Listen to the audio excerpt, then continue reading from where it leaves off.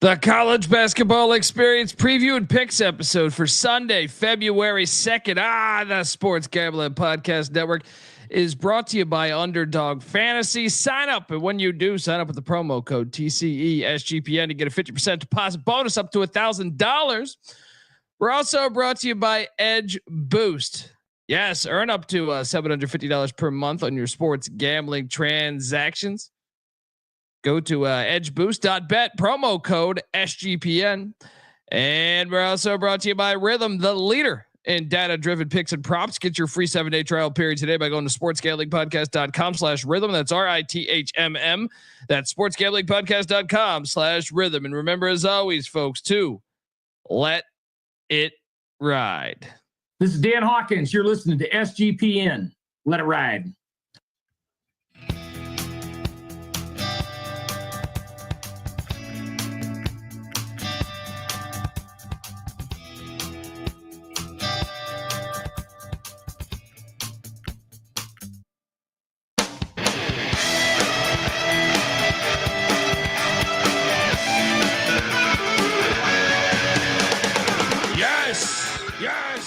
Yes. Woo!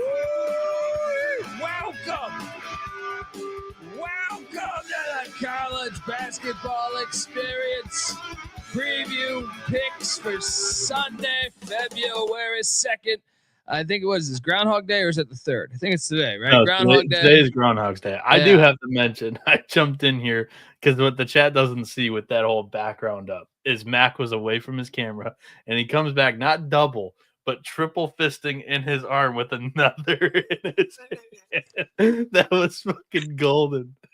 Well, when you're having a good night, when you're having a good night, you're having a good night. That's a nice calamari tonight. What can I say? Man. I mean, youtube.com/the college experience. Each of us had a double-digit money line dog catch for us today. That was a hell of a day. That is a hell of a day. I also had a 5-team fucking parlay hit today. Yeah, $50 on my SWAC parlay for $1,279 and fucking change. Let's fucking go. It's a free show, folks. If you're wondering who the hell you're listening to, my name is Colby Swigget Database Dan, aka Pick Dundee. That's not a pick. This is a pick. He was raised in the land down under, where a man thinks on his feet, speaks with his fists, and lives by his wits. When Dundee happened, he was a superstar. He's the kind of guy that would drink a gallon of gasoline so he could piss in your campfire. You could drop this guy off at the Arctic Circle wearing a pair of bikini underwear without his toothbrush, and tomorrow afternoon he's going to show up at your poolside with $1 million smile and a fistful of pesos. Boom! They said I didn't know what I was doing with the SWAC. They said I'm just guessing with the SWAC. Well, I guessed my way to $1,200 and change. $1,279 and change, if I'm being matter of fact.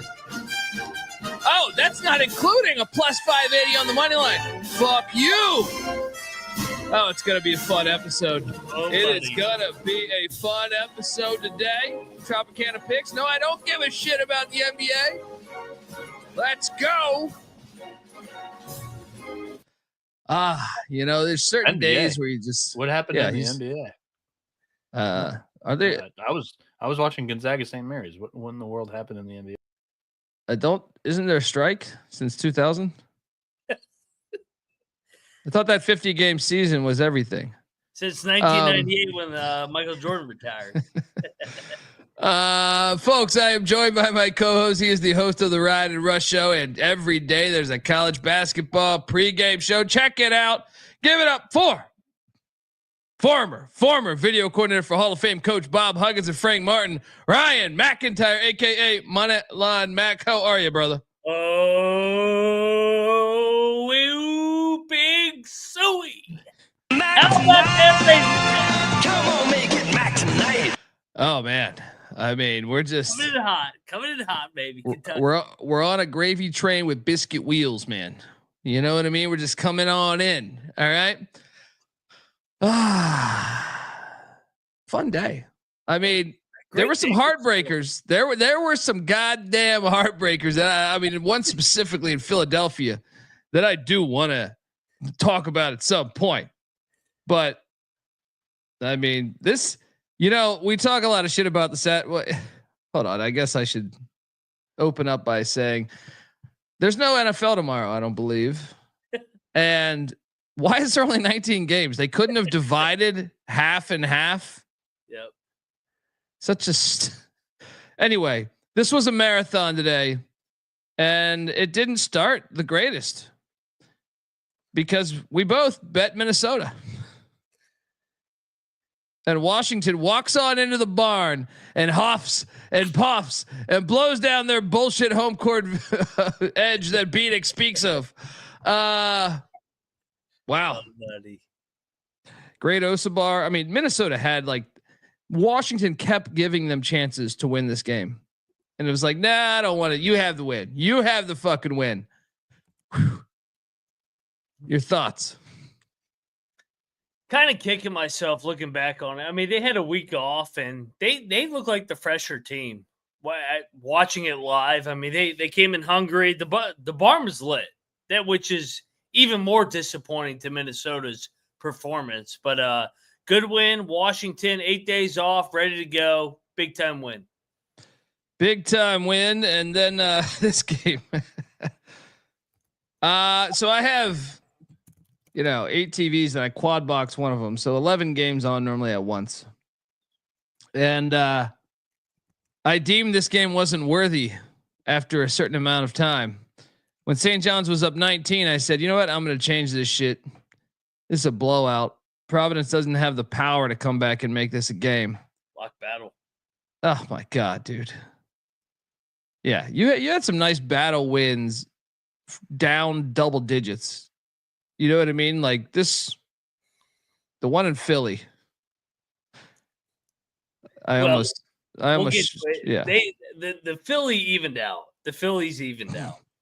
Because the other one we should not have hit. St. John's though, Kadari Richmond makes about a 10-footer. Good to see the mid-range game winner. Haven't seen that in fucking decades, I feel like.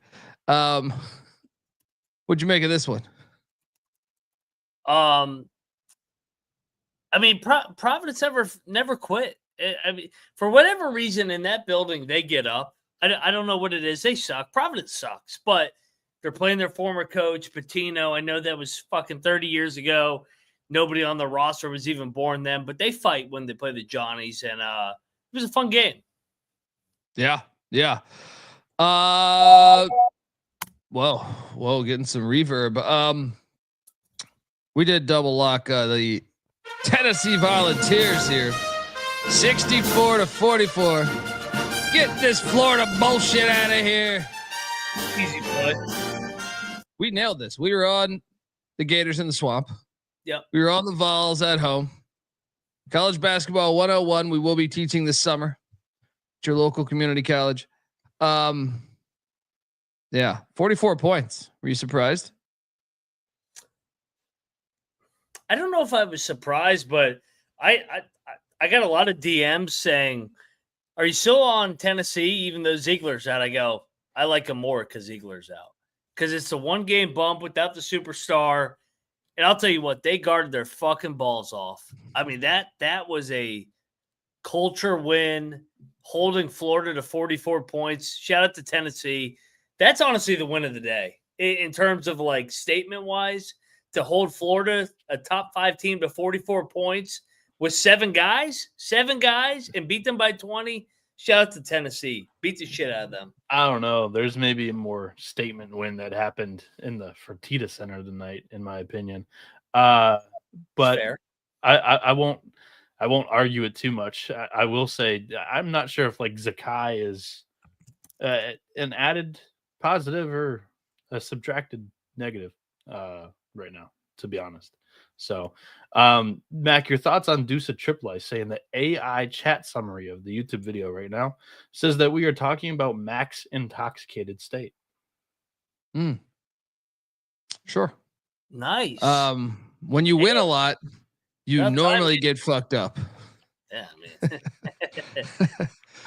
There's What a do you reason want? why Ric Flair's an alcoholic. You know what I mean? I mean, is it AI my fucking wife? I mean, my wife said I was drinking too much. I said, hey, fuck you. Look at this Arkansas game. Shout out This to paid for your birthday dinner, honey. Oh, yeah. shout out to Say It With Your Chest. Stay up there. Say It With Your Chest says, hey guys, first live show. Just want to say I appreciate college basketball and may not or maybe saying I'm done with the NBA after the Luka deal. I mean, come on. The NBA is it's WWF. Who's Luke? Come on. Yeah. My son? We're talking about White Tiger? White Tiger? About Talking about White Tiger? UCLA had a trade with SMU. I thought trades couldn't happen. And Yeah, it's an NIL thing. NIL thing. Wake Forest 76, Pitt 74, double lock hits here too. Whew. Your thoughts on this one, buddy? The floor is yours. Hey, Pitt tried the backdoor this food, didn't they? this was a triple lock too, by the way. Oh, fucking Pitt. Fucking Pitt's all and I'm sorry if you got the closing number where Wake didn't cover. You were on the right side, but every now and then Pitt's good at covering numbers that don't matter, and that's why Pitt's the worst institution ever. I mean, that's why they won't win anything. Relevant loser mentality. I mean, NC State's right down the road. I mean, they didn't even come close to covering. We'll get to them. Pitt's the king of the backdoor cover. That's what they're good at. I mean, at least they can take pride in that. The backdoor cover, aka a fucking loss. Good job, Pitt. JMac 15, you're just stealing the Mark Whitten nickname. Dude, how many games did you have a double-digit lead blown to come back and cover? Because I didn't bet this game, but I did watch you win as Fordham comes back from down 14-15 to almost win this thing on the USA Network. In between CSIs and NCIS, you caught an 8-10 game. The Bonnie 74, Fordham 72. Man, I mean, yeah.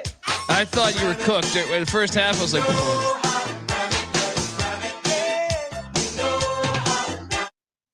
your thoughts on this one? Yeah, nothing like sweating out a 15-point comeback on CUSA. You sweat out a whole Law and Order murder case, and then you come out on the right side, and then you're down 3. You enter 15 down, you're down 3. But yeah, I mean, Fordham Bonnie. I mean, the Bonnies can't blow anybody out right now. Other than they Dayton. were though. They were, man. They blow out Dayton. They had lost 3 in a row before that. We didn't bet this, but we both took Wagner. They drilled Lemoyne by 12. Got that right. I can't remember if you went on this or not, but UMass Lowell hit for me 83-67. Did you jump in on this? There we go. Yep. Riverhawks soared in Baltimore.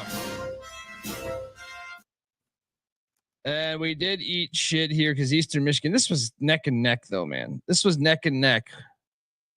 Final 3-4 minutes, and then Western Michigan pulled away 61-54. Finally, EMU does not cover a game since the scandal. We ate shit there. Queens, we picked this correctly. We laid a big number. They won by 19. And then I just need to talk about this one. I'm pretty sure we battled here. This is such a pile of shit. This is such a pile of shit.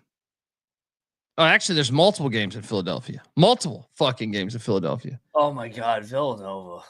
First off here, I bet Villanova. You took Creighton, right? No, I took Villanova with you. Okay. We got jobbed, dude. That timeout was bullshit. Dude, it's the worst call of the year. That timeout was absolute bullshit. The guy's 2 feet out of bounds. He never possessed it. He never fucking possessed it. Terrible. That's the worst call of the day. I was like, what? And then they bank in a corner 3 to win the fucking game. Are you fucking kidding me? That is some bullshit. Are you fucking kidding me? No, dude. That fucking Creighton Creighton's got a horseshoe up their ass right now. That was some bullshit. No, I sweated out that Villanova pain with you. And that, I mean, I don't think Kyle Neptune's a good coach, but he got absolutely fucking jobbed today, man. That call was ridiculous, dude. Ridiculous. I couldn't believe it in real time. I go, no, stop it. God. Fucking stop it. Then on replay, he bobbles it even more. Yeah. It's like he's the ball. Does he ever possess the fucking ball? I mean, he went from college football out of bounds to NFL out of bounds. He had 2 feet out of bounds, and then he goes timeout. And they go, inconclusive. It's what I said. Unbelievable. Unbelievable. Why do we have replay?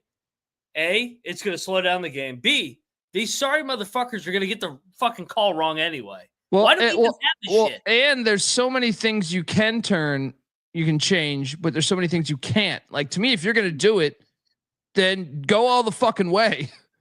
You know what I mean? And I don't like Villanova. I hate Villanova, to be honest, but they got jobbed today. That was ridiculous. I can't believe he banked in a corner 3. If you're playing horse, that's like the hardest shot on the fucking court. Like that's the hardest.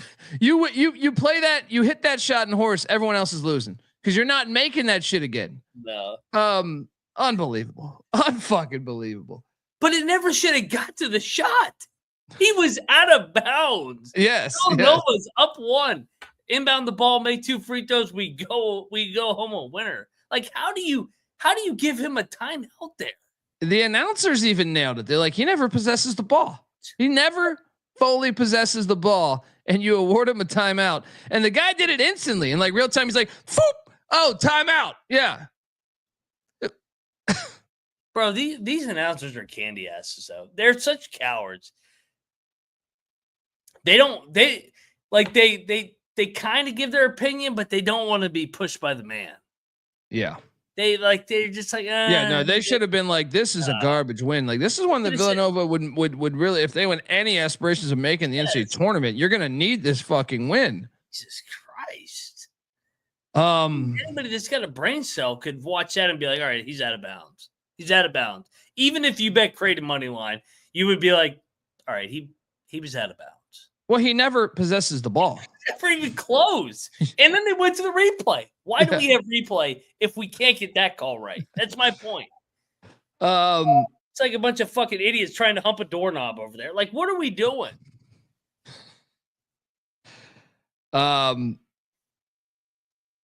We did hit Georgia State double lock against App State.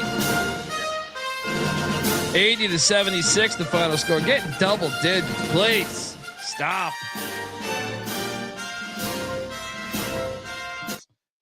And then Caleb Love showed up today as we ate a pile of shit on Arizona State. I did sprinkle the money line here too. I'm done. They bother me, dude. I hate them. Same old story, right? He's got to be fired this year, right? He's fired this year, right?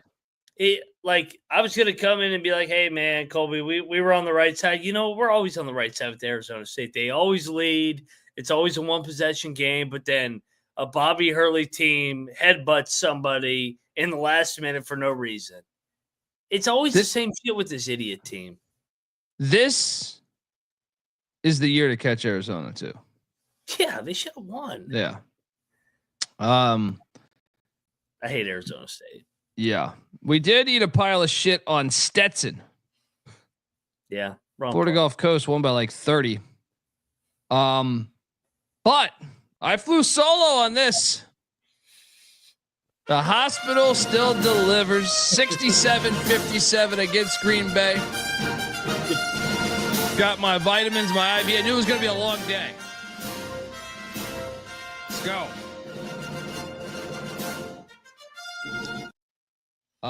I picked this next game correctly, but didn't bet it. But Campbell 75, Hofstra 52. I think you bet the Pride, right? I mean, is Campbell going to win the CAA? What the fuck is that? What? They won by 30? They're up by 30 back-to-back games, right? Where's back-to-back games. What's happening down there in Bowie's Creek? Folks, I want to tell you the college basketball experience is brought to you by us. Yes, we are part of SGPN. We're running a free Squares pool for the Super Bowl. $1,000, winner take all. For the final score square, just go to sportsgamblingpodcast.com/squares to sign up today. Once again, that's sportsgamblingpodcast.com/squares. We're also brought to you by DraftKings. This ain't the little itty bitty teeny tiny bowl. This is the Super Bowl. Get in on the action at DraftKings Sportsbook, an official sports betting partner of the National Football League and Super Bowl 59. Because look, scoring touchdowns is key to hoisting the Vince Lombardi Trophy, and you have a shot to score big by letting them, by betting on them at DraftKings Sportsbook, the number one place to bet touchdowns. New DraftKings customers can bet $5 and get $200 in bonus bets instantly. Download the DraftKings Sportsbook app. Use that promo code SGP. Once again, that's code SGP for new customers. You get $200 in bonus bets instantly when you bet just $5 only on DraftKings Sportsbook. The crown is yours. Gambling problem? Call 1-800-GAMBLER. In New York, call 877-8-HOPE-NY or text HOPE-NY. In Connecticut, help is available for gambling problem. Call 888-789-7777 or visit ccpg.org. Please play responsibly. On behalf of Boot Hill Casino and Resort in Kansas, 21 age plus, varies by jurisdiction, void in Ontario, new customers only. Bonus bets expire 168 hours after issuance. For additional terms of responsible gaming resources, see dkng.co/audio. We're also brought to you by Rhythm. SGPN's proud partner Rhythm is the #1 AI-powered sports betting platform that helps provide bettors of all levels the ability to build custom predictive betting models in seconds. Look, you could just sit back and copy one of the top performing models from the leaderboard, or you could build your own model like I do, and then Rhythm will adjust around what I like. The app's got everything too: NFL picks and NFL props, college basketball, NBA. Rhythm has it all. Claim your free 7-day trial period today by going to sportsgamblingpodcast.com/rhythm. That's RITHMM. That's sportsgamblingpodcast.com/rhythm. All right, we are back.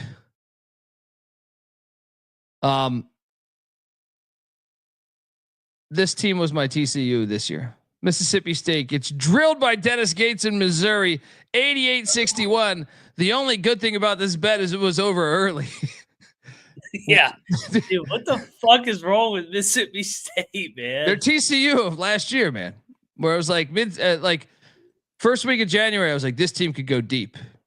And then it's like as we inch closer and closer to March, I'm like, yeah, they're not that good. Yeah. Your thoughts? Let's flip it. How about Missouri? I'm happy for Dennis Gates. I like him. Me too. Yeah. I like Dennis Gates. He should be National Coach of the Year candidate at least. 100%. 6-2 in the SEC, 17-4 overall. I mean that. Yeah. I mean, they were up by 30 the entire game. Yep. And this is one I added to the card this morning. Hope you caught the pregame and hope you caught or the picks page, one of the two. I jumped in on Samford against the Citadel, and boom, they won by 25.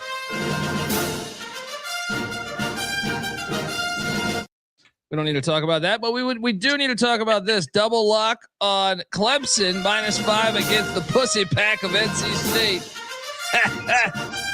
I'm telling you, that Final Four run was the best thing that happened. Best thing that happened.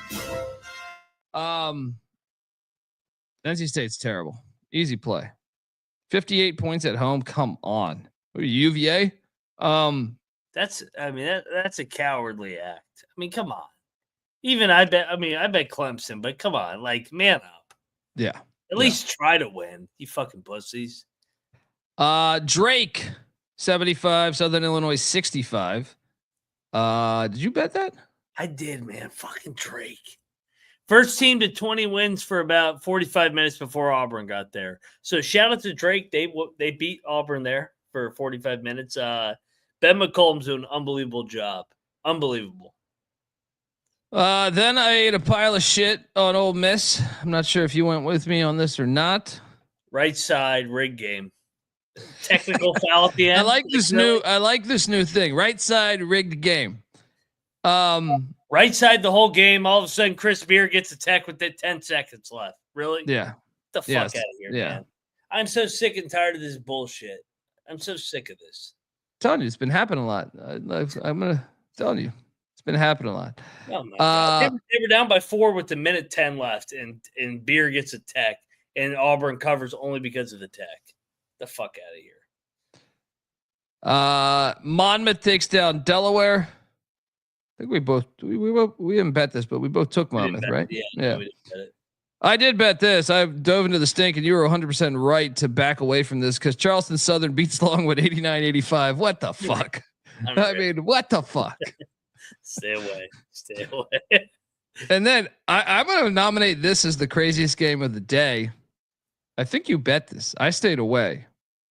Boston College 77, yes. Florida State 76. Boston College was down 4 with 7 seconds left. About this one. Boston College down 4, 7 seconds left. They get a shot blocked. The guy rebounding for Boston College behind that grabs the block shot off the backboard, puts it in, and then they steal the inbounds and hit a 3 pretty much at the buzzer. Unbelievable. Boston College 77, Florida State 76. This game was insane. Your thought, down 15 with 12 minutes left, says Avetta. I mean, this made my heart happy. I mean, all the times I had taken BC and I saw it today, I'm like, this fucking team is really not going to cover 5.5 against fucking Florida State. And they came back and they won that game outright. I mean, Errol Grant's going to be fired at the end of the year, but that's a great win. I mean, that's it. Well, Leonard Hamilton is going to retire at the end of the week, I think, after that. Yeah, he's going to cancel himself out. That was a terrible loss. Unbelievable. What a hit by Mac with Boston College there. Might have been my most satisfying win of the day, to be honest. Unbelievable, man. I have a soft spot for BC. I love our chat. 357 ripping Julio because legalized sports books in Texas right now don't exist. So he's asking him whether or not he bets through the cartel. And then Julio comes in and says, "How many times are you gonna say that lame shit? How do you buy crack from your mailman? Fucking idiot." What is this? What are we talking about here? Shout out to the chat, keeping it fun, entertaining, and kind of like a fucking circus over there. Shout out to Todd in the chat. You guys are the best. Listen every day. Never able to chat live because it's so fucking late, but fuck entertaining as fuck. Hoops, baby. Hey, I'm all right. Whatever. I'm in the middle of reading that. All right. I'm a friar next year. There you go. How about this call? Dude, how about this fucking call? Farmageddon, Kansas State 80, Iowa State 61. I mentioned to you that I think Iowa State's peaking too early. They're starting to be a little weary. That was the best thing that happened to them today. Was they got killed. Well, I saw plenty of. I don't think any other podcasts were giving you Kansas State. I don't think anyone's were. I've been saying this for a couple or at least 3 games now. K-State's playing well. I know they're not sexy. I know they have a bad record. They're 10-11 after today, but they're playing at a top 5 level in the Big 12. I mean, they have talent. I mean, they paid for talent. They beat the shit out of them today. That was impressive. That was really impressive. I mean, Otzelberger got teed up. He never gets teed up. He was a fucking maniac today, dude. I loved it. I was like, he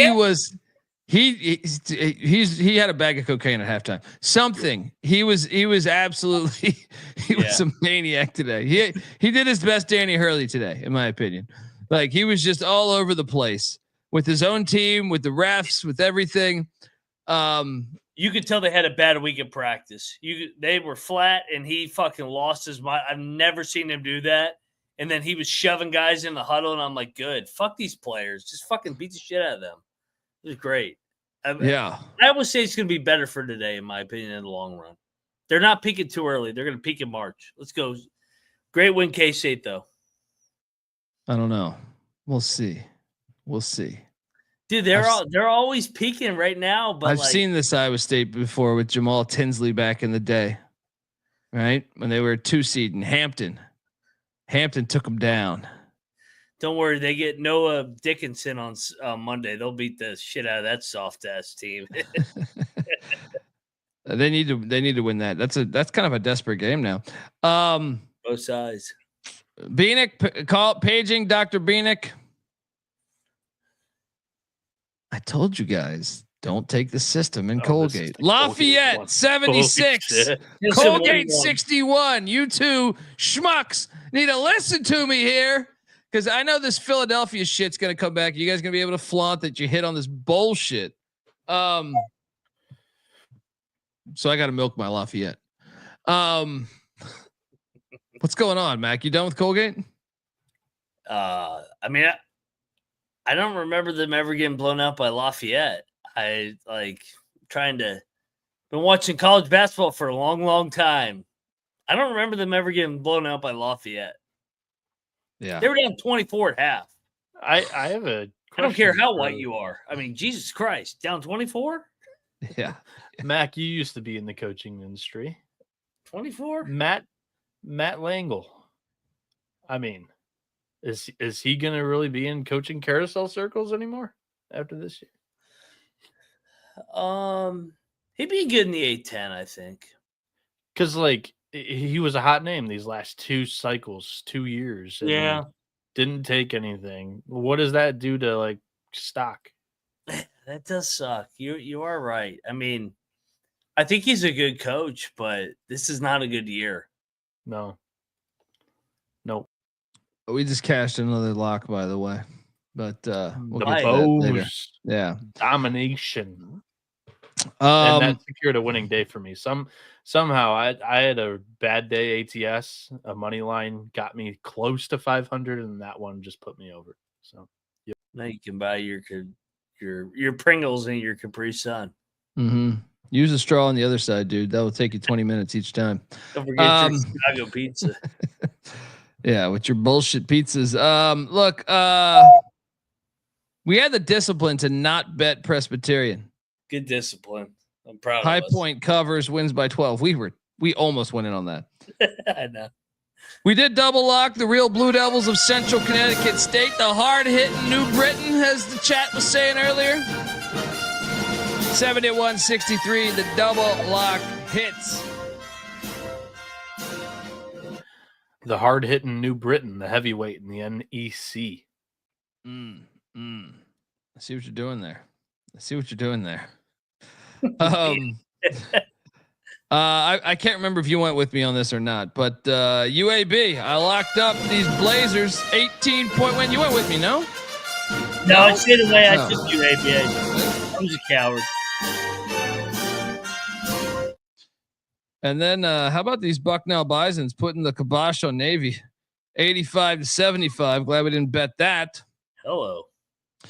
But we did bet the other system, and that was Vermont, and that did hit against these Maine Black Bears, holding them to 49. Burlington was lit today. I can't tell you how many goddamn granola bars were sold at halftime with those fucking hippies. I can tell you this, though. We cashed there. That system's still hanging on. Colgate's cooked. Hanging. I think this is hilarious. Darth Vapor. He says, poor Noah. At 23, he met these two who are surely going to shave 10 years off his life. You're going to be better for it, Bieniek.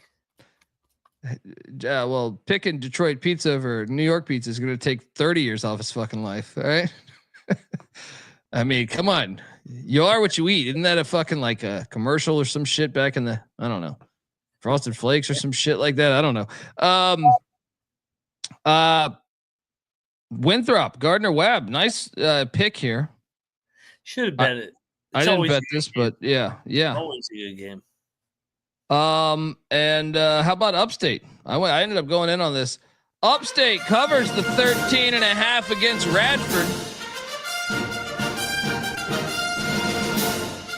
Radford wins by 10. I mean, how many great plays do we have today? Because I'm not praising the Upstate one, but I'm praising the Ooey Pooey one. IUPUI wins by 5 at the Ice House against Youngstown State. God damn it. It's a free show. The amount of shit we take, which I love. All right. For the fire that we're giving out, I might buy an extra tooth to plug my fucking gap tooth. That's what happens when you hit a fucking parlay. You're like, you know what? I'll buy an extra tooth, but you have enough, Dundee. Give me another fucking tooth. Let's go. Don't give in to these fucking cowards. These fucking. I'll buy an extra gap tooth. I'll buy everything. All right, let's go. Hilarious. I fucking went to the sandwich shop today. I ordered a sandwich. I told the guy to put some mustard on my sandwich. And he got done making it. And I said, dude, I didn't say put mustard on my sandwich. Right? Just to be a dick. No, I'm joking. But I did go to the sandwich shop. He did fuck up my sandwich. I guess I wasn't paying attention. I was too busy looking at scores.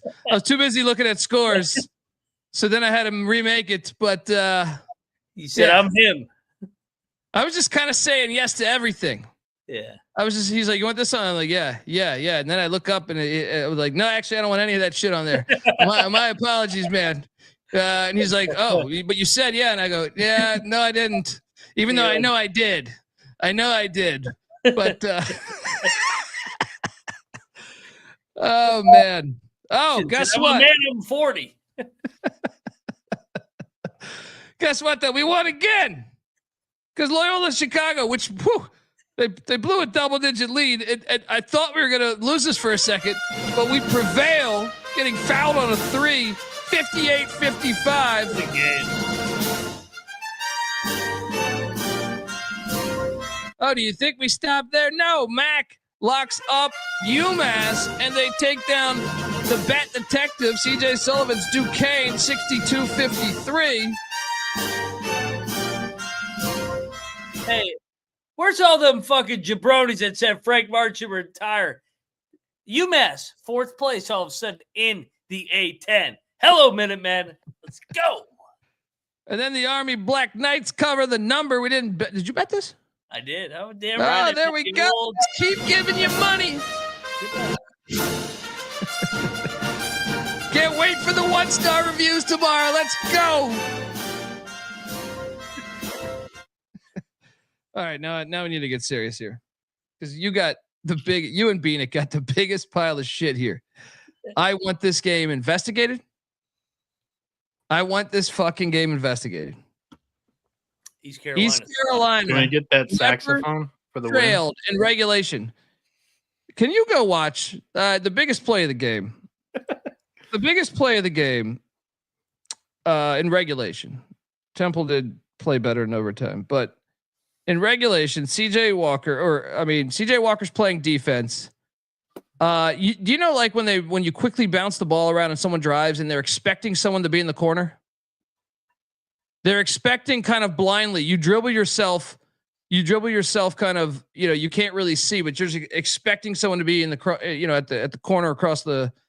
They're supposed to relocate. It's like common sense basketball 101. You drive baseline, you kick it to the corner, they hit it to the guy on the wing. Oh my God. He throws it, no one's there. And they fucking call a bump foul on CJ Walker, which he never makes any fucking contact with. They were calling this shit so light in the fucking second half, by the way. But this one in particularly, even the announcers were calling this, like, there was no contact there. This was horseshit. This was a fixed fucking game. I will put this there with the Villanova game, right? Watch this fucking final 5 minutes and tell me those are fouls. Now, did you have LaSalle? I did. Because we had no business winning that game. Yeah, so it evened out. No, but Villanova was in Philly too. So we got shit on in Philly. I know. I'm just saying, like, LaSalle had no business winning that game today. I don't know how they won. Whiny ECU bitch. Oh, whatever, man. That shit. I would have said that if that was goddamn Valparaiso playing that game. That was a horseshit call. That was I mean, there was a bunch of light calls, but that one specifically basically changed the whole fucking game. You can't call it at that point in the game. Absolutely ridiculous. Absolutely ridiculous. Horse shit cover. That's a horse shit cover. Now they did play better in overtime. I will say that, but still, ECU the game didn't deserve to go to fucking overtime. Horse shit. I'm writing my goddamn senator. All right. Was this the most upset game in the 2:00 window for you? Yeah, I mean, this one was just. There's one other. There's one other. I don't know. I still think mine is probably Arizona State. No, there's one other. There's one in the NEC that he's. No, this one was worse because the other one headbutt somebody. Well, the other one was just stupid. Like this one was like robbed. I think like stolen from you. The other one, like you're just like you're a fucking idiot. Like your team's fucking stupid. Yeah, basically. All right, hey, I'm an idiot. Like you look at yourself in the mirror, you go, I bet on Bobby Hurley in a big game. He never fucking comes through. Yeah. I'm done taking Arizona State. We didn't go into that. I'm done taking him in a big game. It's the same shit over and over again. I think we did go into it, but yeah. Oh God, I just was watching. I'm like, this. It's the same shit with them. But yeah, ECU should have won the game. I will give you that. I'm with you. They were better the entire fucking game. It was just the calls in the final 5 minutes. That one I'm talking about was gigantic. But some of the other ones, if you watch, you're like, man, you're like, goddamn, like the slightest bit of contact, they're calling a foul, and you're just like, dude, I knew we were going to lose the fucking game. But you're calling it that tight, and it was too much for me. It was like, I didn't think they were calling it on the other end, and I don't know. Like I just thought you took the game out of the players' hands, and you made this shit about you. And it drove me fucking crazy. But we can talk about, first, Toledo did beat Northern Illinois. Northern Illinois covered. I believe you picked that correctly. I did not. They should have won the game. What the fuck? I didn't watch it. What was that game? Northern Illinois was right there to win the game outright. All right, here we go. Long Island Sharks blow up double-digit lead. And lose to Chicago State in overtime. See, but this is what I was saying is this team is dumb. I am not as mad at this as the ECU one. The ECU one, was stolen by the third party. This was just Long Island being fucking stupid. I mean, this could have been stolen by the third party. I mean, they're done. No, we'll be back. Lost to Chicago State. It's on the road. It's tough. They got that bullshit pizza there. Yeah. Yeah, that was the entire game that started all this madness on last night's show. Lost the pizza bowl. I mean, how do you blow a double-digit lead to Chicago State? The Ponzi scheme's over. Ever since Donald Trump has been president, the Sharks are 0-4. Ponzi scheme's over. Party's over. We are cracking down on this bullshit program. LIU, no more. Long season, buddy. Long season. All right. I will say I'm going to take it back to. I'm going to take it back to Arizona State one more time. I know the chat's probably going to hate me, but do you know who the Sun Devils have on deck? Is it Arizona again? No, this is really going to test Mac's ability to stay away from the Devils. Wait, what happened? What team? You said you're never going to take Arizona State again in the big game. Oh, God, they got Texas Tech, don't they? No, they got K-State. It's just as big as just as big of a letdown as Texas Tech. K-State might be desperate, but don't come on, 20-point don't win throw against in attention the off of how Armageddon. bad Long Island sucks, and this was a Ponzi scheme from the beginning, and this was a rigged operation, and I'm glad we caught it. I'm glad we caught it for our country. Wagner is so like they're really in trouble. All right. What's your conference record now? Don't worry about it. That's that 6-4. That's like every year a 6-4 team wins the you act like the 1 seed in the NEC is like a fucking potent thing. All right, we'll be fine. All right. Well, we all know what happened with the NEC 1 seed the past 3 fucking years. They were ineligible for the NCAA tournament. But that's because they just trotted on in and dominated the conference. Yeah. Well, from the D2 ranks. They dominated the 1 seed dominated. Is there anything left at Luga's, or is that place out of business? We'll be fine. We've been open. We survived a Great Depression, motherfucker.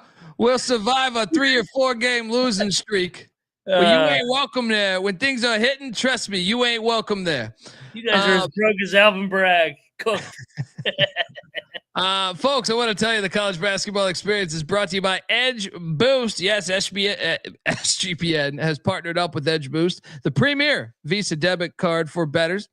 An Edge Boost card allows you to avoid the hassle of having your card denied at the sportsbook, DFS site, sweepstakes site, racetrack, casino, or Peter Luger's. Plus, you can earn up to $750 per month in cashback rewards for using your Edge Boost card. And your money is safe as the card is FDIC insured. The best part is no credit checks and completely free. Sign up today. Use the promo code SGPN.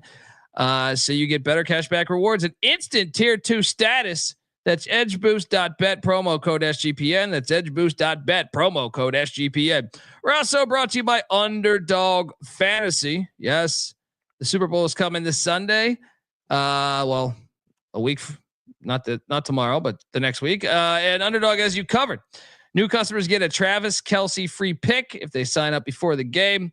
Plus, Underdog's site-wide no sweat entry token is now live. You can cash in on your Underdog entry or get bonus credit in return. So jump on over there, sign up, and when you do, sign up with the promo code TCE SGPN to claim your special pick plus first time deposit offer up to $1,000 in bonus cash. UnderdogFantasy.com, promo code TCE SGPN. All right, we are back. These bullshit, your bullshit locks. You had 3 locks against me that were all down double digits. What are we charging for a cover at Luga's now? What's the cover charge at Luga's? Nobody can get in there free anymore. Yeah. I mean, well, you never could. You had to know somebody. It's always booked. All right, it's always booked. This is a good comment. One way to get my vote for presidency is if you put in an executive order for the NEC champ, if they're first-year team in the NCAA, they need to be eligible for the NCAA tournament. You'll get my vote. We're recalibrating the fucking market, if you know what I mean. Capiche? All right. We cracked down on Luga's like the fucking border. It's fucking secure now. You can't just walk in that joint. You got to pay the fee now. Buddy, please. I've been to fucking El Paso. You could walk over. Like I once worked, and this was during the fucking Bush administration. I once worked a shift 20 years ago where the busboy had caught a DUI the night before. He calls out sick. His ass got deported within like a week, right? He calls out sick for a week and gets back into the fucking country and gets back to his job in time for them to not notice. I mean, that's so. Yeah. You can turn it on the news and believe that no one's hopping over, but he's the associate athletic director now for Rio Grande. He's an ambassador of that great university. Bryant 92, NJIT 70. See, we had the discipline to not go with the Institute of Technology. Loyola, Maryland. I don't even remember who the fuck I took in this. We didn't bet this. I think we took Loyola. 69, 67, took down Boston. You locked up North Dakota as they took down South Dakota State. Wire to wire. Unbelievable. They beat the fuck out of them. I didn't want any piece of that action. You did eat a pile of shit on Northwestern, though, and I had the discipline to stay off this white-on-white shit. It was the right side. What happened? They led the game for 30 minutes. I mean, even Trevor, who's in the chat right now, as a Wisconsin fan, knows Northwestern should have hit on that. Fucking Too much familiarity with the whites here. Wisconsin got across the finish line. I'm actually not sure Trevor's in the chat. I haven't seen his name tonight and last night for what it's worth. So maybe he was offended by your pizza comments. Got to put out a said, search "Fuck party." this." But Northwestern led the game for 30 minutes and then fucking choked. I almost pulled the trigger on Chattanooga. It hit. We should have pulled the trigger on Chattanooga. But we did pull the trigger on Fran Dumfries and LaSalle. There was a shipment coming in. I tried to tell you. This is rigged. Double lock. It was rigged. It was. You never had the lead. All three Philly games today need to be investigated. Need to be investigated. All three of them. Well, we hit. At least we're on the right side of this one. Yeah, I guess I won 2 out of 3. You were 1 and 3. I was 1 and 2. I guess. But, I mean you got to investigate that. How much did LaSalle lead the game? 1 minute? Yeah, They unbelievable. had no business winning the game. Unbelievable. And then you, I think you battled me here. Oh man, you won by a hook. UTEP loses to Middle Tennessee. Middle Tennessee 71. UTEP 68. What's up? You got me on the other one bad. Oh my god. This one though, still no one was at the game. What the fuck's happening in Murfreesboro? What is there to do in Murfreesboro besides go check out a Johnny Red Floyd Stadium football game or a basketball game? Yeah, nobody there. Nobody there again.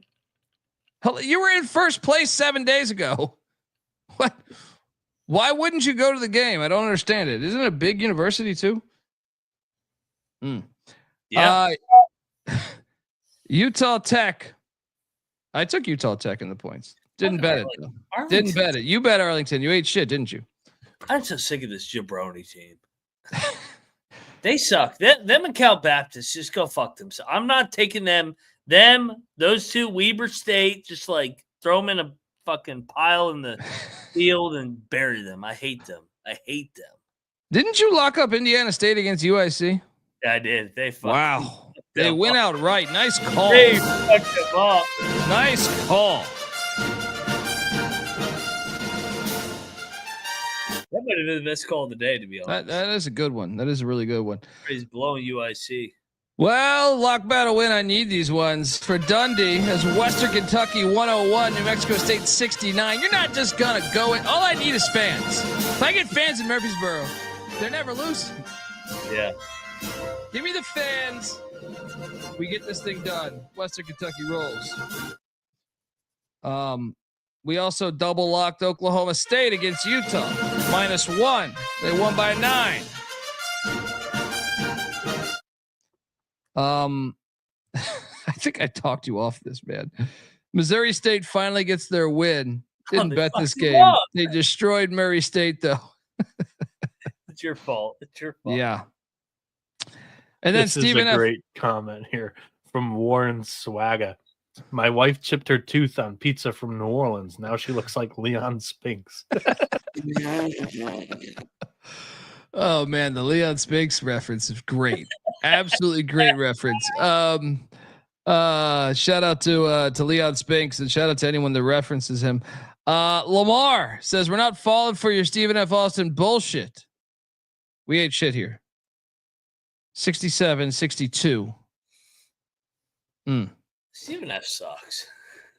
Not as bad as Weber State because Dan Munson went into Ogden and drilled him by 25 points.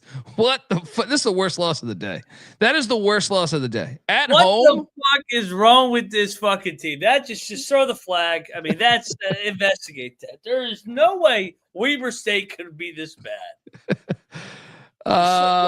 Silver Bullet says the best thing that you guys pitch is We Blow State. That's the new nickname for Weber. What is wrong with that team? We blow. What is wrong with that team? We blow State. I'm glad I didn't bet that game. I didn't bet that. You bet that game? You I bet Weber State again. Oh. I just put my head on sideways like a fucking whatever and take my loss. What is wrong with that team? Seriously. Yeah. I don't know. Up now? That was bad. That's one of the worst losses. That's the worst loss of the year for them. Yeah. Hampton, Howard, another classic there. 80-79 in overtime. Hampton survives. What the hell was this line again? I didn't bet this. There's one. This was a push. Okay. Or no, I guess Hampton was favored. No, it's a push. Hampton's favored by 1. The Chinese food restaurant. We picked them. We just didn't bet them. Won by 22 against Northwestern State today. Impressive. We were both on Texas Southern against Prairie View. Just didn't bet it. And that hit. And then we both bet Ohio +4 against Miami, Ohio. And that pushed. So there's that. And then there's these pieces of shit. The Michigan Wolverines who win, but don't cover. This was a triple lock that we ate shit on. Bullshit. This was total bullshit. If you want to talk about, if you want to talk about rigged, this was it. Michigan up 8, 16 seconds to go. Michigan has the ball, dribbling it out, and one of Rutgers' players runs from behind to foul. And Peichel was like staring off into space like he didn't want the foul. Michigan goes to the line, bricks both. Rutgers goes down, gets a 2, I think. And then they foul again with like 6 seconds. Michigan makes 1. And then Rutgers drills a 3 as the clock expires to lose by 5 when we had it at 5.5. No, the final score was 3 though. Lose by 3 when we had it at 5.5. They drilled a 3 as time expired. I got you. Very, very annoying. Yeah. I will say Rutgers this year, the defense hasn't been great. 17 turnovers. I mean, if he goes to Indiana, I might not be like all that mad. I don't know. It's hard to watch. Really? It's hard to watch. Easy it's there. Up and down the roster. Everybody. I don't get the head coach, but they're counting down 7-6-5. It's up and down the roster. Mute. Unbelievable. Dude, what's your record? Unbelievable. He's what's saying your this. record? What's our best win? Dude, you were the worst team in the Big Ten last year. You're going to be a 5 seed in the NCAA. Yeah, and I think they'll get bounced if they're a 5 seed. Oh my God, who cares? He turned it around in year 1. I can't talk to this son of a bitch. I can't talk to that son of a bitch. I really can't. I can't. If you watch this team, you'd be pulling your hair out. You guys suck for 10 years with that attitude. Nah. Who are you guys? Team with like 2 Final Fours in the last 7 years, 5 Sweet 16s in the last 7 years. 7 years? Yeah. Well, yeah. 2018. 2018. This is like 7 Chris seasons. Webber, time out 7 on the floor. seasons. No, I had to double check my math. 7 seasons, 2 Final Fours. 2018. You said 2. What's the other one? I said 2 Elite Eights. Sorry. Ramil Robinson was a long time ago, man. Time out. Yeah, again. 2 Elite Eights. You're like 2 Final Fours in the last 11 years. You're out of timeouts. You're out of here. Dude, whatever. Dusty May has done an unbelievable job in year 1. You should want him to stay. You should not want him to go to Indiana. Come on, man. Watching this team is very, very, it's frustrating. We'll give you Juwan Howard back, and you guys can. Dude, you won the fucking game today. What are you talking about? You want to play Ring Around the Rosie against the bottom tier team in the Big Ten? Oh my God! I don't know. I'm not sold on this team. So. Fucking Harbaugh wins a national championship, and now when you guys are ripping on me in March for not picking them to win in the first round, I mean, I don't want to hear it. I'm out. No, I mean, dude, you should want Dusty May to continue to build. He took over. They finished last in the Big Ten last year. If he stays, then I'm rooting for it. But right now, I'm not getting fully sucked in to get my heart ripped out by him. You just said, I hope he goes. Conference rival. Yeah, I wouldn't be upset because after a win on the road at the rack. Style of basketball is so frustrating to watch. It's at Chrysler too. It's insane against mid majors returning the ball over 20 plus times and 5 times in 2 minutes. It's insane. What's your record? It's better than it was last year, if that's what you want me to say. No shit. I could have told you that. I could have told my dog could have told me that. Dude, you guys are going to be a 5 seed. And 12 seed's going to give us hell. So. Oh, okay. I'm a West Virginia fan. We're going to be a 10 seed, and we're going to get our ass kicked in the first round. Accept what you are. It's a nice season, a nice rebuild, and you build on that. But if it's a 1-year coach, which at this point, I mean, I don't know. I don't know if that's a positive year. I don't. What? Stop it. I don't. What the fuck are you talking about? You had Juwan Howard. He couldn't even. You went to an Elite 8. I don't understand all this like pushback on Juwan. He finished last year. Yes, I know. I mean, he had 2 sons on the team. That was quite an issue, obviously, too. But like, he was fighting his own trainer last year. No, his kid was. Okay, and then he stepped in. Come on, I'm not even shitting on Juwan Howard, but how can you not be happy with this first year? Like this is a great they're year. Way ahead of schedule. The only reason why I'm like not like all the way in is because I don't think he's all the way in. That's my entire thing. So, I mean, I think that's selling him short. I think he's a competitive dude that I think, you just automatically assume that he's like just sitting there, just, drooling over this Indiana job. There's plenty of former, players and coaches. Yeah. That their alma mater opens up and they pass on it. Dude, you guys are fucking 9-3, or what are you in the Big Ten now? For every one that passes on it, there's 4 that takes it. I mean, but you don't know is the point. It's not like it's not like you're at his fucking house talking to him. You're 16-5 and 8-2 in the fucking Big Ten, 3 seed. If I told you that in November, what's the win that you're going to hang your hat on? What is the win? Who cares? You can't even answer it, man. I don't know. John Phillips saying Fairborn, Ohio has better pizza than Detroit. Amazing. I mean, you beat UCLA by double digits. That's a nice win on the road. You beat USA on the road. Who bitches after a road win at a tough place to win? Shut the fuck up, dude. They've been losing games this is a good win this year in the rack. Oh my God. 16-5, man. Dude. Yeah, you gotta take up another hobby. That's a good win today. That's a good win today. No, it's not. You won at the fucking Kohl Center. What the hell? You've won at UCLA. You've won at Wisconsin. You're not a fluke. I actually like Michigan. I kind of like this team, other than maybe they turned the ball over a little too much at Noah's point.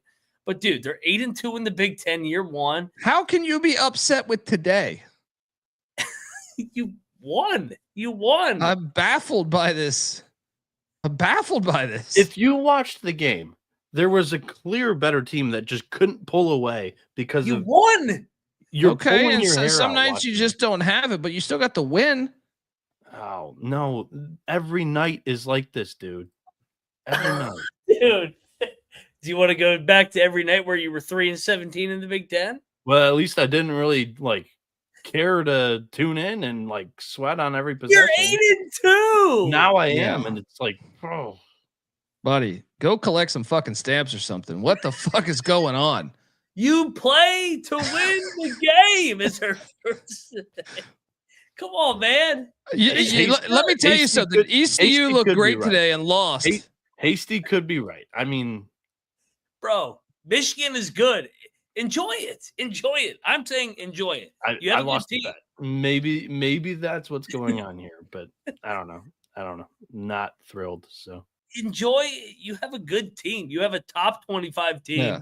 You're not going to go to the Final Four, but you're going to go. Matt Crow, this is totally incorrect. Michigan hockey is top 15, never left, and they've got multiple pros. That's total. You know what we got to get you into? We got to get you into marijuana.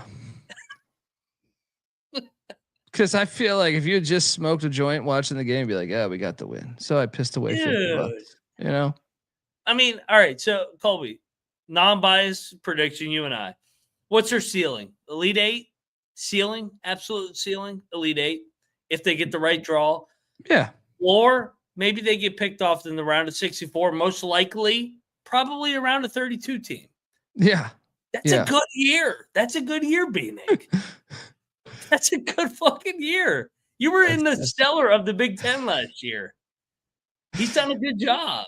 Bieniek's like the guy that goes out to the bar and picks up a 9, and he's like, yeah, you know, go back to the film room, man. Didn't get the 10. Yeah. Didn't get the 10, dude. Right? She didn't eat my ass. I will say, Izzo, even though Izzo lost today, Izzo's still better than you, though. Maybe that's your expectations. Unbelievable take. You won. You won today. Your first year. You're 16-5, 8-2 in the Big Ten. All right, let's move on because I want to talk shit about you. What happened? I won another lock battle. I don't recall. It didn't because VMI went into Color Week laying 1.5. Won by 4 in overtime. But a win is a win is a win. These key nets. Should we just give them the natty now? Maybe. Them in Cleveland State National Championship. What a game. I mean, to refresh you on this, they've won 5 of 6 with their one loss being by 3 to Greensboro. This team's playing good ball. They left 35 minutes of that game. We also double locked Oklahoma. They won 97-67 against Vandy. This was a great spot, great handicap. It's free show. Free goddamn show. They were down 15 early and they won by 30. What a weird game. Yeah. Mercyhurst. We even picked Mercyhurst. We didn't bet it, but Mercyhurst beat Fairleigh Dickinson 67-60. We were on that. And then SIU, Edwardsville, Western Illinois. Who'd you take in this? Did you bet this? No, I didn't bet it. Yeah. I took Edwardsville. I think Edwardsville did not cover by a half a point. But we didn't bet that game, so who gives a shit? But we did bet this. God damn it, we're geniuses. I think we even said they could win it outright. Georgia Tech, 77, Louisville 70. My only regret is I didn't play it on the money line. My only regret is I didn't fucking parlay Georgia Tech and fucking Arkansas to stick it up Kentucky's ass. The whole state. They've been annoying all week. Yeah. I mean, great play. I mean, honestly, when I was watching early on, Louisville was actually drilling them. And then the Yellow Jackets, buzz, sting. They went on a run. What a weird team. They're a weird team. That's They're a very weird team. Yep. I'm glad you talked me off of Fresno plus 20.5 because they lost by 22. Thank you. Thank you for that. I'm also glad I didn't jump in on this game because I know you got drilled on Georgia plus 13 at Bama. Yeah. This was our worst play of the night right here, though. We took Richmond getting 19.5 points. Holy shit. What the fuck, man? That's not the Capital Classic I live in. I mean, it was 44-12 at halftime. Yeah, I had this on for like 5 minutes. I was like, that's a loss. That's a fucking loss.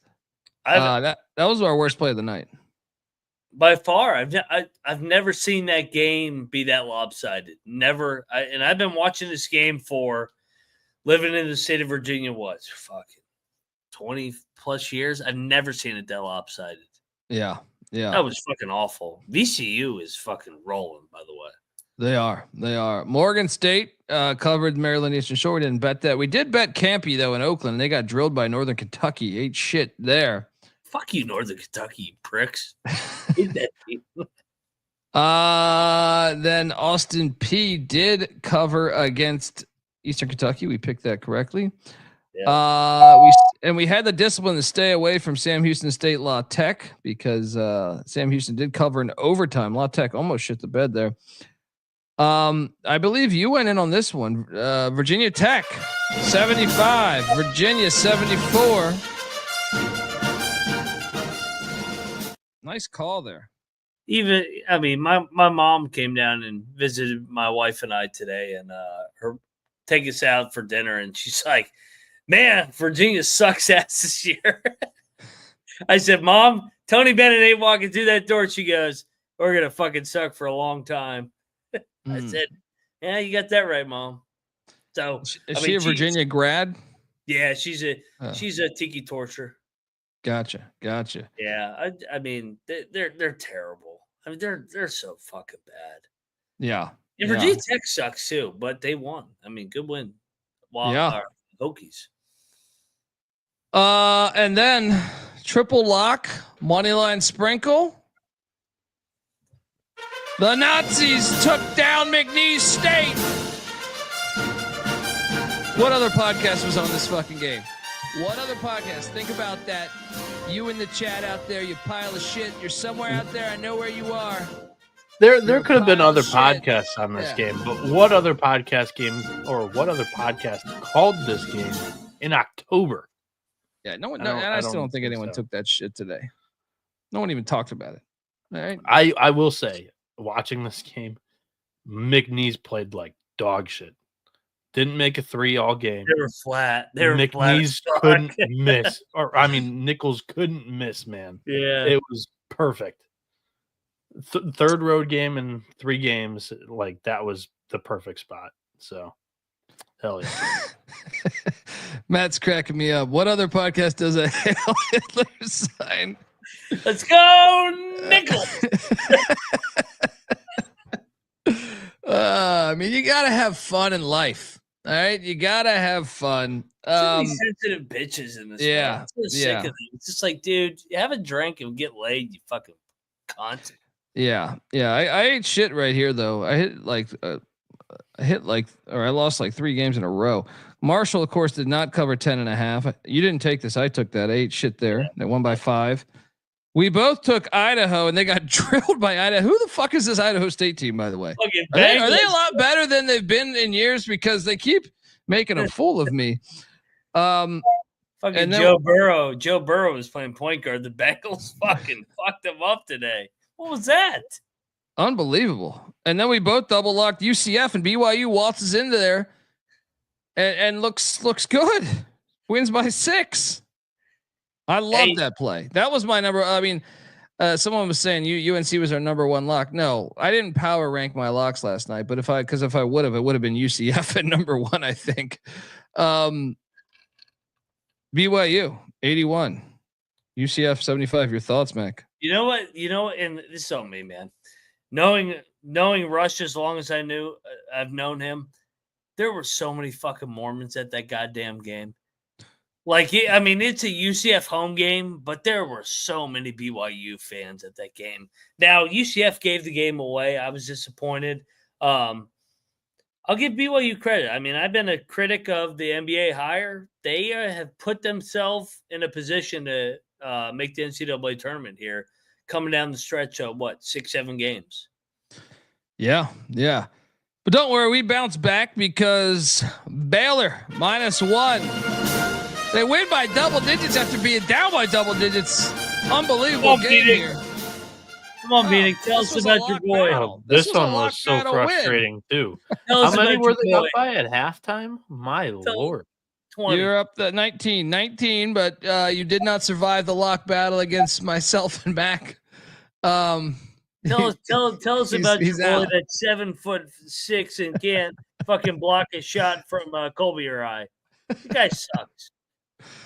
I don't know though. Candy ass. I don't know. I mean, he might be able to block my shot. I was I was like, I had my son on my shoulders today in the backyard for a little bit. He was trying to grab a tree branch, and I definitely felt 42 years old when I jumped to try to get him to get that tree branch. I think I'm like Tyson over here, spinal. But what a call. I mean, what? First of all, Baylor was down 2 guards.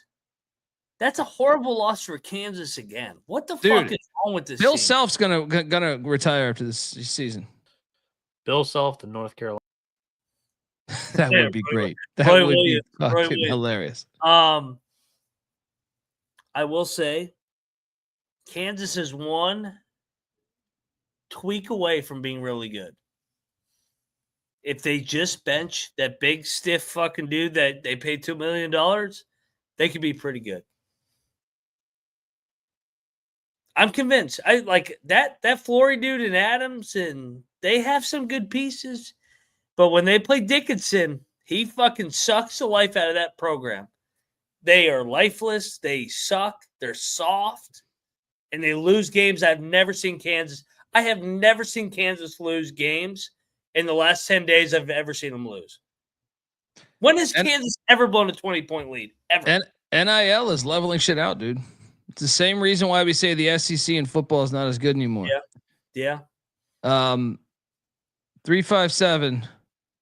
Appreciate the $10. Even though Colby won't be watching the Super Bowl, he will be at the track watching the ponies. I want my Super Bowl pick. What is the line? I honestly don't know the line. I think it's like 1. I don't know either.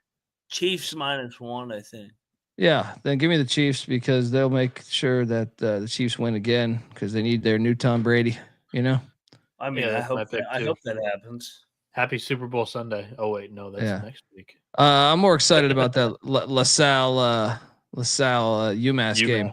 Oh, you mean against top 4 UMass Minutemen? Hey, where's the jabronis in the chat that said Frank should retire?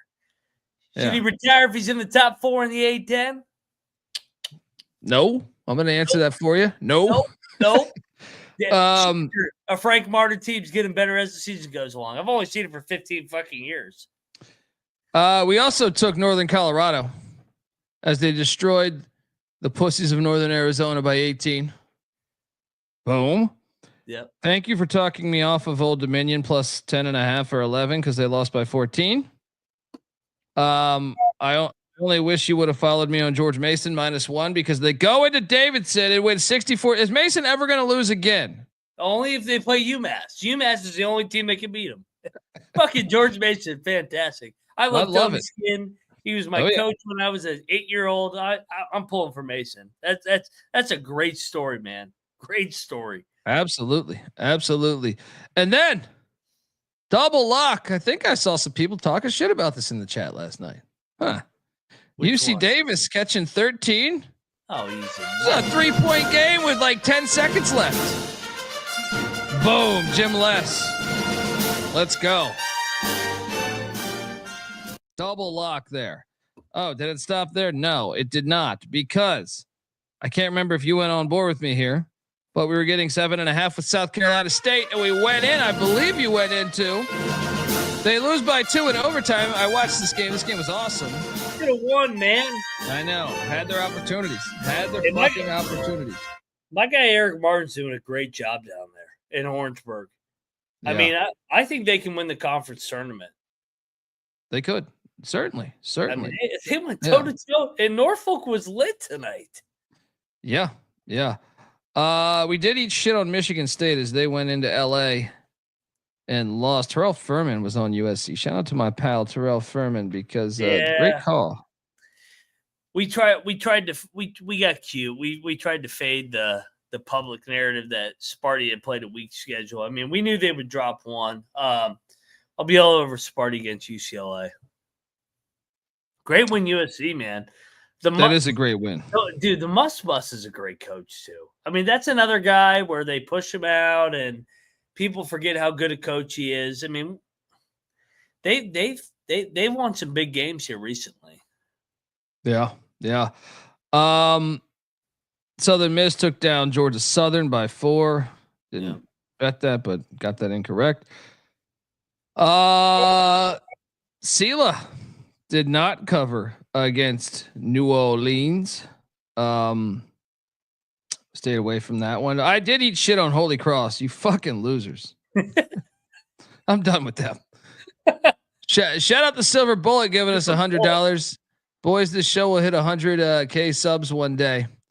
It's one of a kind. It's like old friends talking smack for 2 hours plus. Hey, I appreciate that. It's fun to talk shit, even if you're buying a sandwich with a lot of money. I do love these comments the most too, because sometimes you do need a comment like that to realize, like, Colby's in his 40s, Mac's in his 30s, I'm in my 20s, and it still like blends pretty damn well. That's pretty cool. I mean, I think the thing is like sports is supposed to be fun, gambling's supposed to be fun, and if you're not having fun with it, what are you doing? Your time on this fucking planet should be having fun. You know what I mean? Like, so I appreciate a comment like that, man, and that's what I like to think that's what we tried to build organically. Just, we didn't have any meetings about this. You know what I mean? But like this show and our football show, I feel like the whole college experience and our baseball show is supposed to be about having fun, and we love the sport, and hopefully the sport doesn't get too fucked up.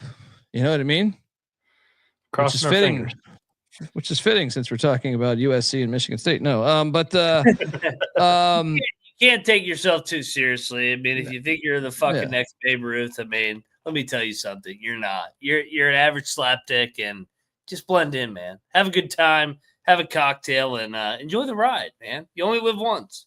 Yeah, and look, if I'm ever in your fucking town or city, or vice versa, if you're ever over here, for the most part, I'd gladly buy any of you bozos a beer. So or whatever, you know what I mean? Like, we've met with a ton of our fans before, and I think that's part of the fun, is just never take yourself so fucking serious. That's what I hate when you turn on TV. These people take themselves so fucking serious. It's like, shut the fuck up.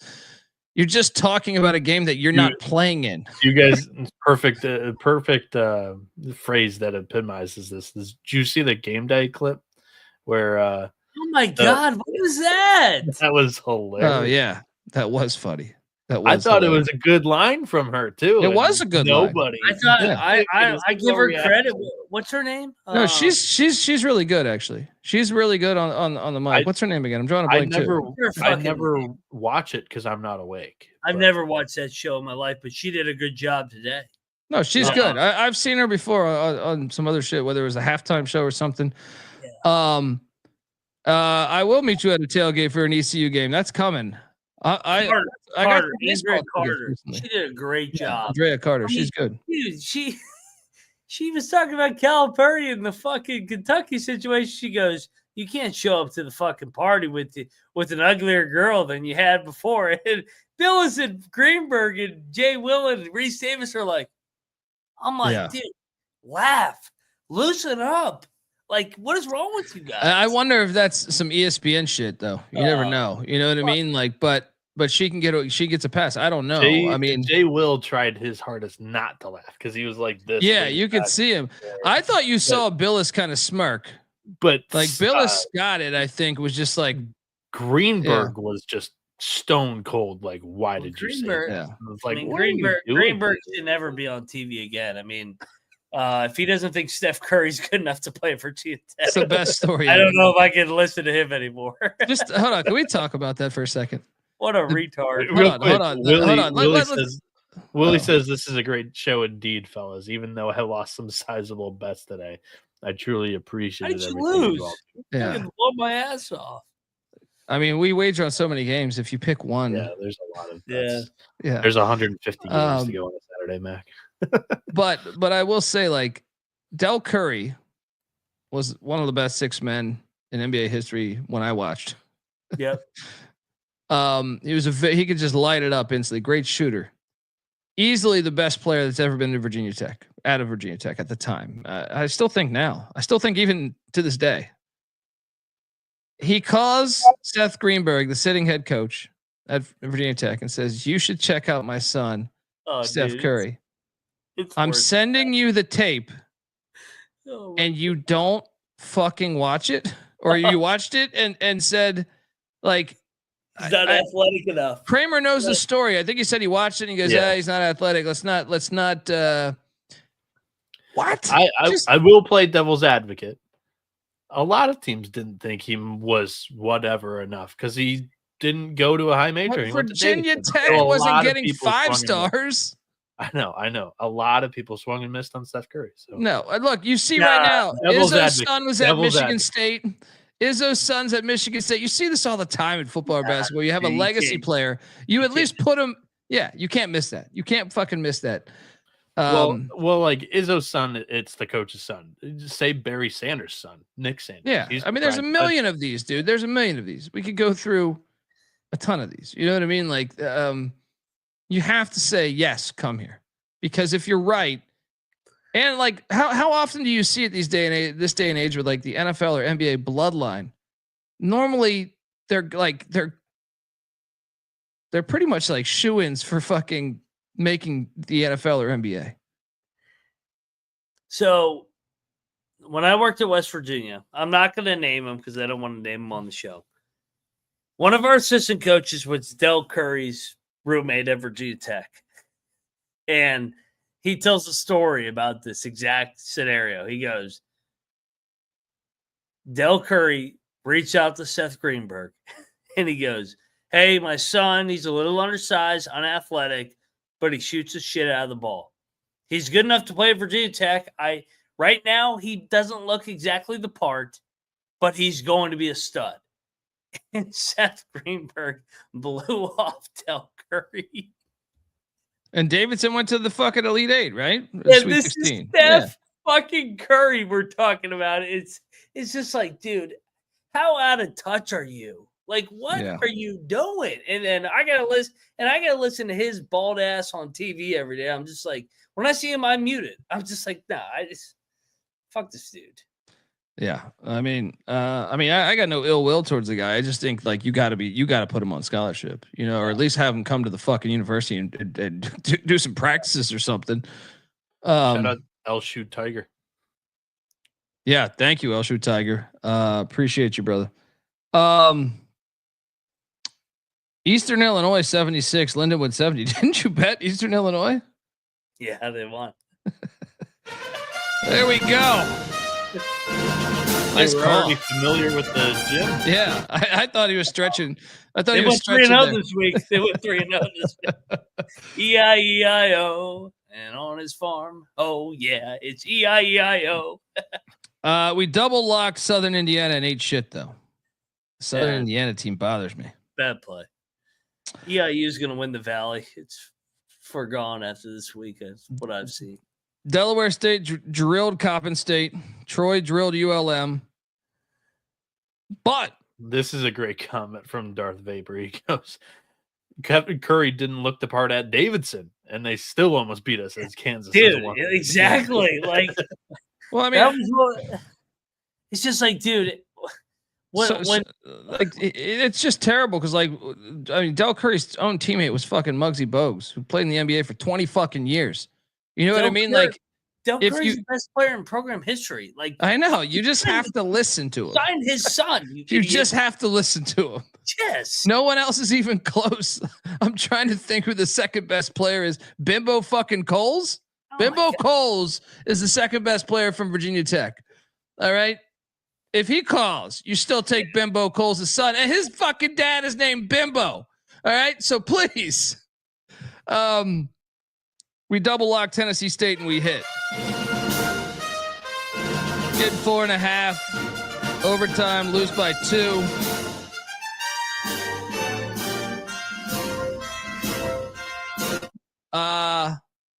Next up. Can I drop a recent poll as maybe like a legacy guy because he played 5 years for the Hokies? Hunter Couture. No, he's a good player. Dude, they had a dude in the 90s named Ace Custis. He too, though? Like, it's not a high bar to be. He wasn't as good as Del Curry, though. Del Curry was in the NBA for like 15 years. Yeah. Is Hunter Couture number 2? I have no idea. No, Bimbo Coles. 3 would be Ace Custis, 4 Couture. Yeah. It's just crazy. It's like, how did you not take that? Yeah. Yeah. He basically begged him to go, hey, sign Steph Curry at Virginia Tech. He would have been a great Hokie. He would have been great there. Yeah, would have been perfect. I mean, he obviously is good wherever the fuck he's at. He's the greatest. He's the first ballot Hall of Famer in the NBA. He's the greatest shooter I've ever seen. Oh, without question. Without question to me. I tried to bring you on this journey. I do believe you laughed at me last night, but I do believe you did. You did at this point. I said there's an edge with the SWAC, and we got to do a SWAC parlay. And it started with Alcorn State getting a ridiculous number. A ridiculous number was 11. Yeah, I forget what we called it at. It was 11 and a half, 10 and a half. They lose by 5 to Southern.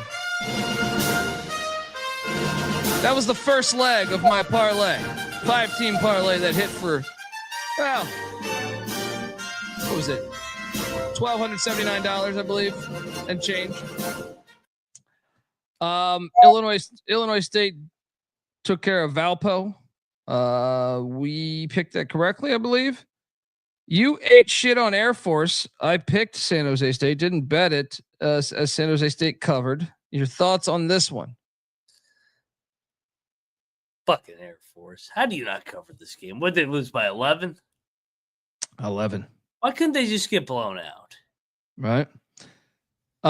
Princeton drilled Brown by 20. Nobody watched that game. There was not a line out there because the Ivy didn't play today. Yeah. One of our sharper plays, Bellarmine was getting 19 and a half. This was a 3-point game with like a minute left. Lipscomb wins by 7. Let's go. Those white guys are fucking playing all of a sudden recently. Shout out to Bellarmine. Yeah. And then we double locked Ball State against Buffalo as they won by 13. Get this blue bullshit out of here. Unbelievable. Now I did bet Texas State, and I also bet that money line, and I ate shit. Credit to Arkansas State.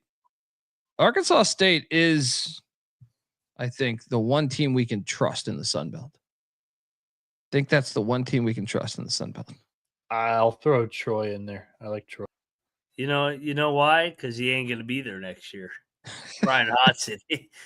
He is going to be a high major coach, and I can't wait to see where he goes. He should be in the trying to think where ACC schools. If you don't fucking hire him, you're a fucking idiot. Yep. Hire him right fucking now. Georgia Tech. I mean, Florida State. Come on, let's go. We ate shit on the Flaming Libs today. How about Jacksonville State? My boy Ray Harper's got it going. Why did I fade him? The Libs were up like 8 or 10 at halftime. Yeah. And Jacksonville State. First place, baby. Very impressive. Very impressive. How good is Ray Harper? I got to get him on the show. How long is he going to be there? I mean, he's at the tail end of the career, but I mean, he just maximizes his roster and coaches him, man. Yeah. Harvard Cornell. If you check the picks page, I did nail this one. Cornell wins by 15, and then we double locked the Mexicans as they get it done, 83-73. It's a free show, guys. It's a free show. Oh, and then the second leg of my SWAC parlay, Bethune-Cookman minus 1.5 as they win by 3 against Alabama State. Oh, wait, what's this? The third leg of my SWAC parlay, Jackson State catching 1 at Grambling. They win by 15. Oh, wait, what's the next one? The fourth leg, Florida A&M against Alabama A&M. Florida A&M wins by 16. Fuck you. What is wrong with this team? It's 4 of the 5. And no, people, Colby's not just picking to name all of these games all in a row. No, the SWAC plays all of their games except for one at the same fucking time. Yeah. We did eat a pile of shit on Greensboro. That line stunk. Yeah. That line stunk, and Wofford just beat the shit out of them. Little Rock destroyed UT Martin, I believe. We ate shit on that one too. I think that was only a $50 wager, if memory serves me correct. But we did eat shit on UT Martin. LMU drilled Steve Lavin. It's not happening for Lavin. It's not happening. How do you lose by 16? Time to go. He'll be working for TCU next year. that team is terrible. And then we finally, I'm like, dude, you and I could coach him better than Lavin's doing. And I like Lavin, but God, he's awful. God. Yeah. And dude, finally, we finally ate shit here on Houston Christian. I'm okay with this one. Okay. Loyalty. I'm play. okay with this one. Loyalty play. Yeah. We finally lost. Fucking Dartmouth took down Columbia. I picked this correctly. How about SMU and what they did to Stanford? We ate shit here. Those fucking huggers. Fucking. Yeah. And then how about this play by you? UTSA 54, North Texas 50. North Texas only scored 50 in their own home stadium. That's why I'm concerned about them. What was that? Unbelievable. Sleepy game with a look ahead next. Super Pit's gonna be lit for UAB, right? I mean, it'll be lit, but you can't lose the goddamn game, though. What was that? And then, we don't worry. We're just getting started, by the way, because I did sprinkle the money line on this one. Texas Tech 82, Houston 81. This game was the best game of the day, I believe. This is the best fucking game of the day. They tried to fuck Tech. Yeah. Oh my Tip god! your cap to the Red Raiders. Oh my god! Those refs should be suspended for a month. Did They you should see not work another fucking game for a month. Did you see Kirby Hocutt put out an No. official tweet or statement or whatever? Send me it. I'm gonna fucking retweet it right now. That was fucking bullshit. Just look it up. Kirby Hocutt, Yeah. the AD of Texas Tech. He like immediately went to the conference and was like, "This is like total bullshit." And they said they're like going to take action soon. So I have no idea what that means, but Absolutely ridiculous. It was crazy. Dude, Texas Tech was the better team all night. I like Houston. I'm glad they're part of the Big 12. They're a good team. That was bullshit the way they catered to them tonight. Like they had been in the league for 30 years. That was ridiculous. Shout out to Texas Tech. Better team from the tip. Kick their fucking ass. Great win. The Red Raiders. Yes. Bieniek? Dangerous team. Dangerous team. Bieniek? Yes. Final Four sleeper. Yeah. I'm buying in now. That was the win. I go, okay. Because Toppin got tossed. Yeah, Toppin gets tossed 4 minutes And in. the Head coach gets tossed. McCaslin's tossed. McCaslin didn't do jack shit to get tossed. These refs, I'm telling you, man, this one they need to be suspended. I a lot of times we say that. Terrible. Like I thought they were terrible in a lot of games today, but like the guy in the Villanova game or even the ECU game, I want their explanation before I suspend them. These ones should be suspended. Yeah. These ones should be suspended. I don't need the explanation. Like that you should be suspended. McCaslin in the post-game presser, perfect. Absolutely perfect. He explained that like JT being a left-hander and when you're midair and you have to rotate your body, immediately your leg, your bottom half has to kick out to get power to throw a pass across. And then he told the story of like their embrace after Tech had won. That's cool stuff. He totally professional, no stupid shit after. Good stuff. Dude, they need to suspend that crew right now. It's a clown. That's a clown show crew. And Agreed. It's some old Pac-12 fucking refs, man. I'm so sick of them, man. What a call. I'm telling you, between this, Kansas State, the Nazis, SWAC, which we still have another one to get to. We also double locked North Florida against Jacksonville. North Florida If there was another minute on this clock, they probably would have lost because Jacksonville was storming back. Shout out to, I think Avetta was at this game. North Florida 81, Jacksonville 78. Hell yeah. Our boy McCray went for 26 points, 8 boards, 6 assists. Let's go. Montana drilled Sac State. I believe you got picked that correctly. I did not.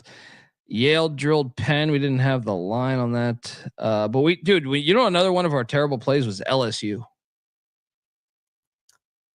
You know, man, Texas is playing good. Like, I hate Texas. You hate Texas, but they're playing pretty good ball.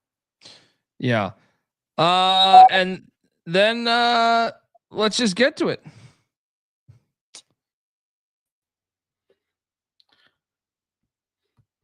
I mean, the show is a free show. When I give out a plus 580 on the money line, I expect some people to fucking listen to me. I just expect that. It's a free show. I think we've proven that we love college hoops. We watch it nonstop. And maybe with us watching it nonstop, you can find an idiot like me that might actually know what the fuck he's talking about. Mississippi Valley State outright 79-76. This was no fluke. They had a 5-point halftime lead, if memory serves me correct. That is mind blowing. Fuck you. And that did. Well, I didn't take the money line in the parlay. I took the money line separately. Because if I would have done the money line in the parlay, I wouldn't be doing the show right now. I'd be in goddamn Barbados having a blast.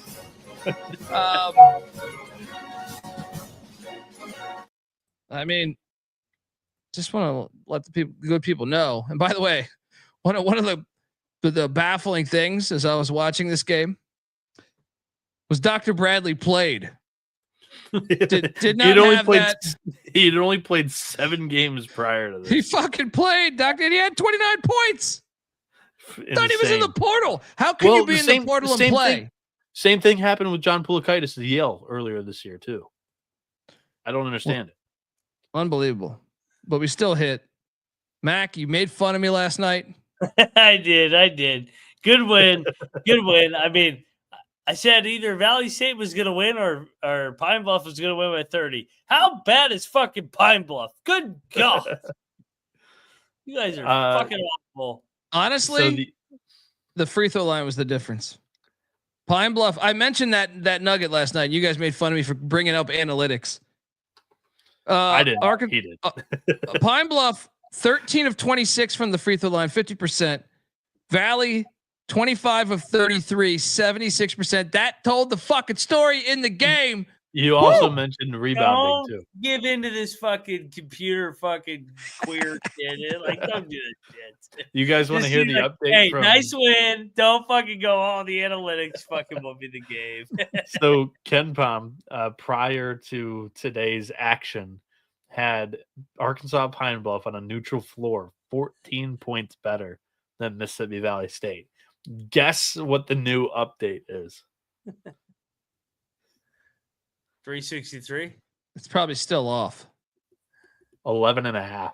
Ridiculous. Ridiculous.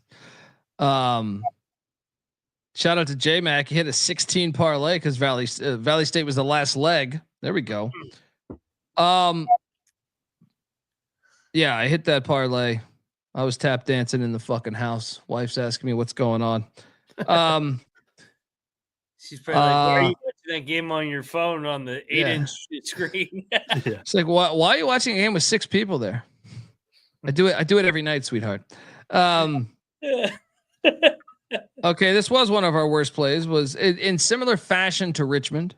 Let's have a real talk here. This is ridiculous. Hubert Davis got fired today. Yeah, gone. He got fired today. Gone. Duke 87, North Carolina 70. I for a second I thought we might backdoor this. When that was down to like 15, I was like, we could do this. Does he get a second chance? No. In the Dean Dome? Oh, well, I mean, theoretically, yeah, because he played there, but He's one of their he's own, done. so yeah, they'll let him finish the season. Yeah. Yeah. That was ridiculous. I mean, Done dude. yet. It was like a 30-4 run We to didn't open the game, pretty much. We didn't deserve to cover. Yeah. Are you kidding me? I mean, Yeah.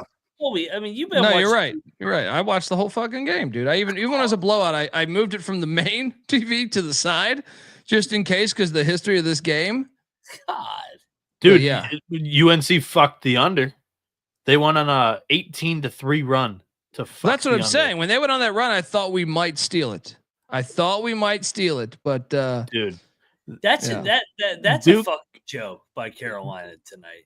Your season's on the line. You can't cover 15 against your arch rival. Are you kidding me? 13.5, right? Or whatever. 13.5. How many goddamn times have we watched this game and it's always been a barn burner? And we just saw NC State and Notre Dame play in there. Now I know this rivalry game means more, but still, they played much more competitively than Carolina did. NC State had the lead for 30 minutes. Yeah. That's a joke. He's done. I mean, that was supposed to be the get up spot at Cameron. Maybe you don't win it. I'm not expecting you to win the goddamn game, but like you can't get blown off. You can't get blown out from the tip. It looked like a goddamn bye game. Yeah. Like it was non-competitive from the start. It was my whole thing. I'm like, what? Come on. This is fucking the University of North Carolina. Yeah. You got Michael Jordan. I mean, it's like Phil Knight of the East. Yeah. You should be able to just get whoever you want. Yeah. Me watching this game, just lame man's takeaway, the size really bothered UNC. Like the first half, they couldn't figure out what worked offensively. They would drive and then you'd reach a tree and you can't go over a tree. I don't know, why it took so long. Like you should have known that going in. Duke, right? that was their 16th or 15th straight win. They have the longest winning streak in the country, by the way. Yeah, Michigan State just went down. So I don't know how good they are. I mean, they're good. They're February 8th is when they lose. Who's that? Illinois. They're at Syracuse next week. Oh no! At Clemson, March 8th second is North Carolina. My fault. I don't think Carolina can beat them. I don't think they can. I don't think so either. After watching what I watched with Carolina tonight, I'll give Duke credit. I mean, Duke was the better team. They set the tone. They have the best player on the floor, Cooper Flagg. But at the same time, it's like Carolina, your season's on the line. There was no heart. There was no effort. Yeah. There was no fight. Yeah. How does NC State show fight at Cameron Indoor? And I know everybody's like, this is the easiest call. These were the same idiots that fucking laid 22 with Duke against NC State. And it was a 4-point game at the under 4 timeout. I mean, come on. I just can't believe they almost backdoored this on the spread, but at the same time they fucked my under. We were cruising with like 12 minutes to go. Ridiculous. Yeah. It's ridiculous. Carolina's bad. NIT, I don't want to hear anything other than that. Bad team. 1-9 in quad 1 games this year. That's not a tournament team. That's brutal. We double locked Elon against Northeastern. 71-60. They got it done. Santa Clara drilled Pacific. I can't remember I ate shit on Albany. Binghamton beat Albany. What's going on here? Was that? What was that? Unbelievable. Central Michigan blew out Bowling Green. Wilmington crowd was nice tonight. They have a good crowd every time there. Stony Brook did cover though. We did eat shit on Cal Poly against Riverside. Riverside wins by 18. And Circle of Trust, I dove in on Louisiana. I know I didn't on the show last night, but I dove in on Louisiana. And I'm sorry, I dove in on South Alabama against Louisiana. They did win, but they certainly didn't cover because it went to overtime. They won by 4. ate a pile of shit there. But we made up for it with double locking Tarleton State as they won by 17 against Southern Utah.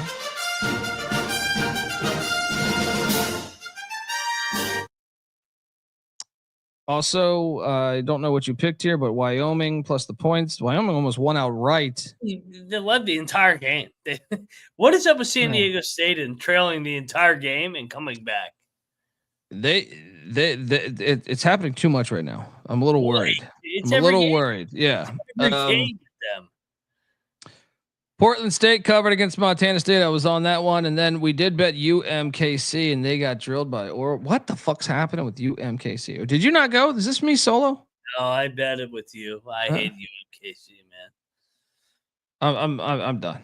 I'm done. Nice call on Grand Canyon. I believe you and Bieniek locked up Grand Canyon. Won by 18 against Valley. I stayed away. And then how about these fucking Miami Hurricanes? What the hell is this, man? Notre Dame was up by like 12 at halftime. I was like, yeah, let me turn this off. I don't need to watch this. This is an easy win.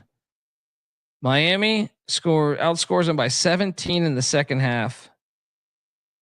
I mean, they're it's crazy. They're capable of winning the fucking ACC tournament. You know that, right? Like if they actually like Miami, I hate this fucking team. Unbelievable. Unfucking believable. How did they win?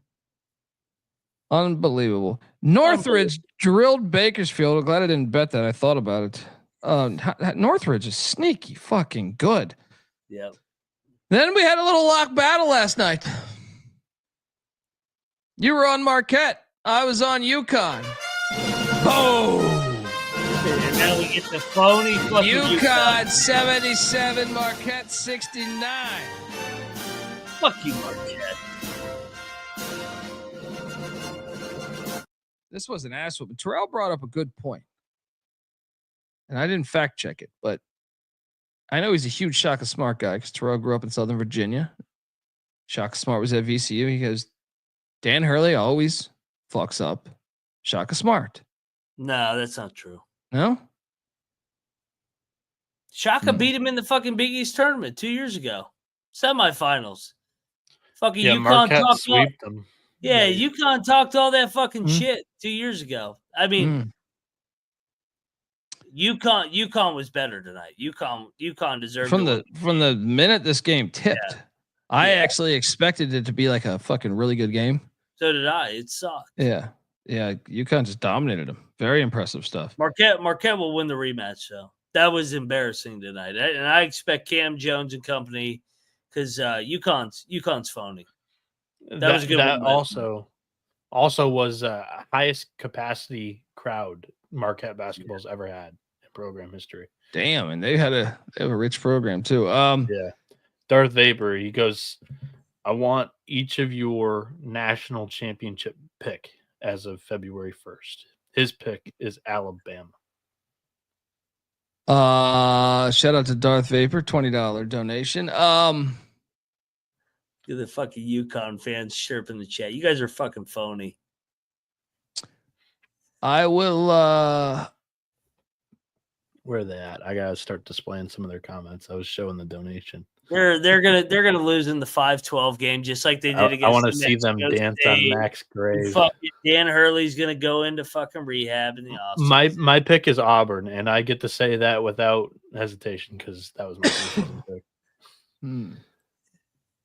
UConn's a bunch of fucking frauds. Who would I pick to win it all right now? It's a good question.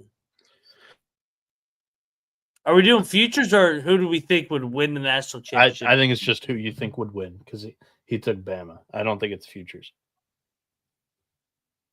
That is challenging. I see. I don't like Bama to win it all because I think their style of play, I think their style of play will catch up to them. I thought last year's Final Four run was they're a talented team, but I also thought that path was a beautiful path. Me too. I don't know that they'll have that luck of getting that path again. I trust Auburn more than Bama. Trying to think who's the one that Oh, you trust Auburn more than Bama though? I don't know. I do. If you could say I that. trust Auburn more than Bama. They lost to Yale in round 1. I know they're my national champ pick, but okay, but Alabama the years before. I mean, Iowa State, and I know they got embarrassed today. I don't trust them. They're going to get healthy here. They're going to get Milicic back. They're going to get, and I think actually, finally, they did not peak in late January. So I still am on Iowa State. Colby, they're still due for their annual 40-point outing in March. So, yeah, I'm gonna hit the brakes on that, but I'll say, I mean, they didn't have that last year, did they? It was like 55 or 60. It was a bad offensive day when they got bounced by Illinois. I'm trying to think because I will say Houston was really impressing me before today as coming on, but you never want to. I don't know that you want to peak right now. Still, that's so you were on VSiN, and we were stalling for you to get on, and that was my exact point. Like picking a future right now is the worst time to do it. You do not want to peak right here, right now. So, who the fuck? You know what? I mean, give me Duke. And a lot of the logic is this: they ain't winning. They always get overseeded. They'll get a great seed, right? Seed. Because they get that Notre Dame treatment. And there's not many threats in the ACC, so I think they'll cruise on in. Yep. They're not battle tested enough. They're Gonzaga this year. They're Gonzaga. They're Gonzaga to me. Cruising in with a lot of freshmen, right? I'm just saying right now, that's one. I mean, they're super talented. They are. It's the best, the best team they've had in a long time, or like very 4 or 5 years, I would say. Because look, I don't trust Bruce Pearl. I don't trust Rick Barnes. I don't know that Nate Oates' system can actually work. No, I more than them. Yes, I do. No, I trust Rick Barnes more. No way. Colby, your pick Barnes is to me. St. John. Is it, then John Shire? What the fuck has John Shire done? Well, but that's at least he hasn't choked. He beat Houston got 25 years. We got 25 years of choking. He lost NC State. But he's been a coach like 2 years. He sucks, dude. No, Rick Barnes is way better than John Shire. Not in March. Not in March. No fucking way. No fucking way. John Shire has got him punked back-to-back years in March. I will never take Rick Barnes in March last year. And they lost to NC fucking goddamn State. Okay, but I'm saying he's still unproven. It's like if you were to tell me Otzelberger or Barnes, I'll take Otzelberger just because they're a little more unproven. Rick Barnes, we have like a 30-year window of this of collapses. So I feel as very the higher seed in the first round. Yeah, I'll take Barnes all day. Barnes beat the fuck out of Shire 2 years ago. Yeah, but I'm saying he's still learning the thing. Like Barnes was full. His first year. That's a guaranteed. Okay, so it's his third year now. Yeah, and last year he got to the Elite Eight. The same with Otzelberger. I would say it's very similar. You guys are crazy for taking Shire over Barnes. Barnes is horrible, dude. In March, are you fucking kidding me? Shire's only been there for 2 years. He had a cupcake on a platter and he lost a goddamn NC State in the Elite Eight. Rick Barnes has been Barnes had fucking Kevin Durant, right? In Texas. Oh, dude, he's actually been to all a Final the talent Four in the world that you could ask for. And he's been to March with how many times? 20 times? And he's got one Final Four and 2 Elite Eights? You can't beat NC State in the Elite Eight. I don't want to hear that you fucking are a good coach. We're not standing up for him being this almighty head coach. I'm just saying with 3 years of track record with 1 Elite Eight, I'll take that over 30 Barnes years is of track a way record better coach and nothing. than John Shire. Not even close. Not in March. I disagree. I don't know, man. He beat the fuck out of him already in March. Okay, that's one time, dude. He was I mean, come on, that's unfair to say. Oh, well, the first time he was the underdog. He was the underdog. Duke was favored. Okay, but you ready for this? I'm looking at Rick Barnes. Let's see this. At Texas, lost in the first round, lost in the second round, lost in the first round, made it to a Sweet 16. Then your one Final Four. Then Sweet 16. What did John Shire do? I know that, but he has an Elite 8 in 2 years. Yeah. And he lost to an 11 seed. Okay. The 11 seed did win 4 games to get to the Final Four that year. No. Well, yeah, they did. No, you guys are out of your minds if you take John Shire over Rick Barnes in March. You guys are out of your minds. How about that this? 11 How about Rick Barnes this? has actually been to a Final Four. He's been to 19. a Final Four. I've watched him in the Final Four. Okay, but he also has been coaching for 40 years. That's a stupid comparison. John Shire is at fucking Duke. He's at fucking Duke. Texas Even year spends money, 3. dude. We're comparing at Texas and Duke, really, in basketball? Yes. They had fucking Kevin Durant. Kevin No, Durant. Duke spends more, but Texas still spends. They should be. There You are have no people in excuse. this You world have no that excuse. thought Kevin Durant. There No, are people you're wrong. in this You're world wrong. that think You're out of Kevin your Durant minds had a here. better I've year already than seen Zion Barnes whip his ass in Williamson. March. He whipped his fucking ass In his in March. first year, that's so unfair, dude. To compare that, He compare beat that the is shit not. out of It's it. not a fair comparison. Crazy. Not a dude. fair comparison. No. Crazy. No, You guys are all right. it's not a fair I comparison. hope Tennessee plays Duke in March. I hope so too. I hope Tennessee so will too. tap their I'll fucking bet ass. all fucking day. No, I will bet this all Duke fucking team's day. actually like Yeah. prepared for a fist fight in March. Duke- Like that. Duke's that first prepared for a Duke fist team- fight? What year is this? Have you watched this Duke team at all this year? They're physical as fuck. What, against Boston goddamn College? What Okay, fucking league are the you competition hasn't been great, Yeah. but non-conference they actually went out and scheduled, dude. Alfred 44. We don't know how good John Shire is right now. That's the reality. He's been there such a short amount of time. We don't know how good he is right now. We'll find out over time. That's why it's a dumb comparison to say he's never been to a Final Four. It's like, okay, he's also in his third year as a fucking head coach, right? Yeah, So and, it's like, and how many blowouts were ever in this rivalry until this matchup right here? Like we yeah, looked the some other of that's night. There was, like, Carolina being North asked. Though. Some of Carolina. that's Carolina being asked. That's more about North Carolina. I'm just saying, Rick Barnes I just counted up 19 times he's lost in the first or second round. He was in the Elite Eight last year. He was one play away from going to the Final Four against Purdue, an actual team, not NC State. Still, it wasn't like I'm They never were- impressed. I'm never impressed. He gets outcoached. He gets outcoached so many times in tournament games.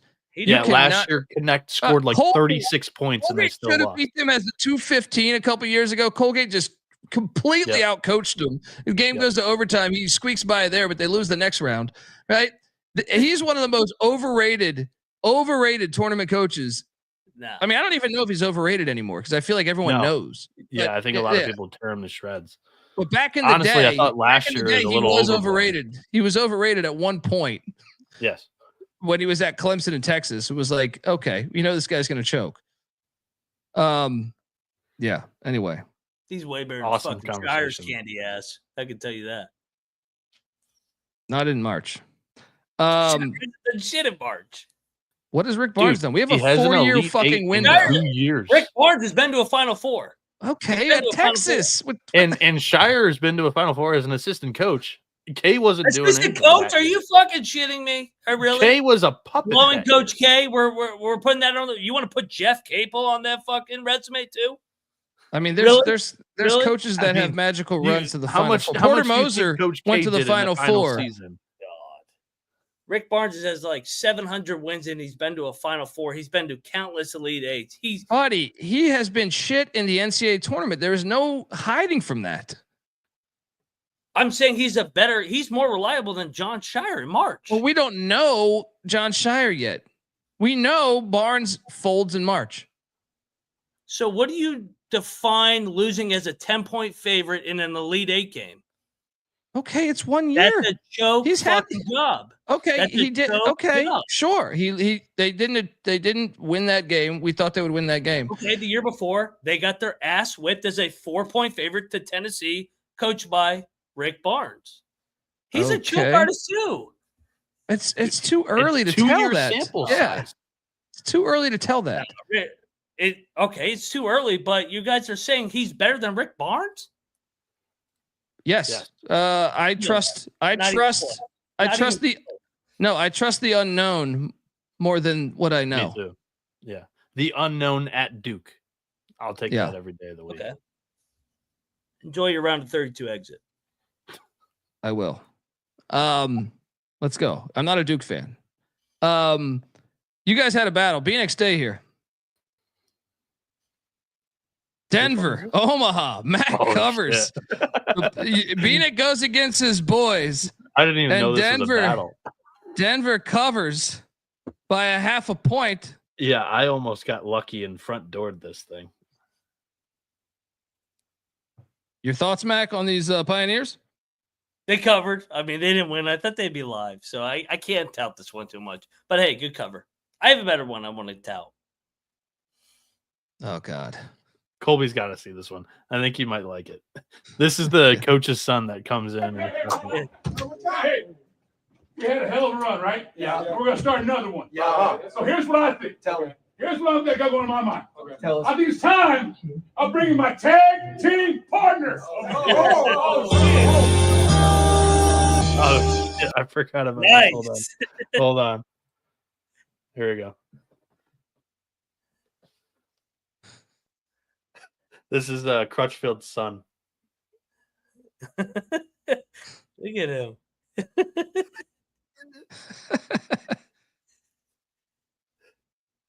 yes, this one is better, much better than the other one. Much better than the other one. Much better than the other one. Almost got us copyrighted there for a second. I saved it. You might have. You might have. Next up, South Carolina covers against A&M. Another close loss by South Carolina. Bro, what is wrong with this team, man? Why can't they win? They're so close. Unbelievable. North Alabama drills Central Arkansas, and then Mac, get to it. Arkansas 89, Kentucky 79. Was this a triple lock or just me and you? Bieniek, you no, came, I right? didn't. What was Bieniek? What was your quote? We're donating to the sports book if we take it on the money line.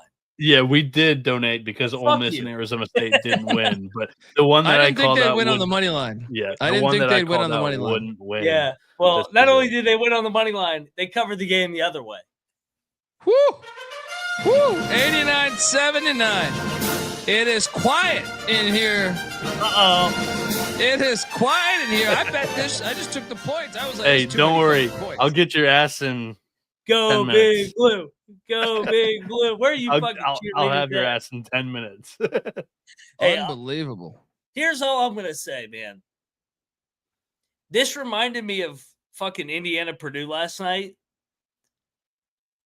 Kentucky's better coach probably than Arkansas. Like, I think Pope does a good job structure. Arkansas has better players than them. And the Kentucky fans that acted like Arkansas couldn't come in there and win, I'm like, dude, you guys blew Z last year. You guys blew Wagner. You guys Thero. You guys admired these guys last year. Why do you not think that they can come in and win the game?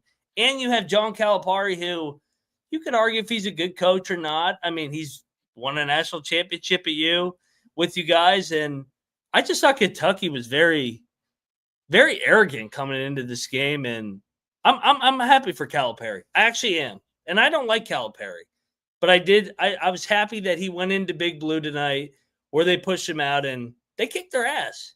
It wasn't a fluke, and it was wire to wire. Fucking better team won tonight, and Kentucky's got some issues right now. I was going to bring that up. So this is a crippling loss to the new regime, in my opinion, because now there's like this cloud over it that they didn't get it done in like the game, right?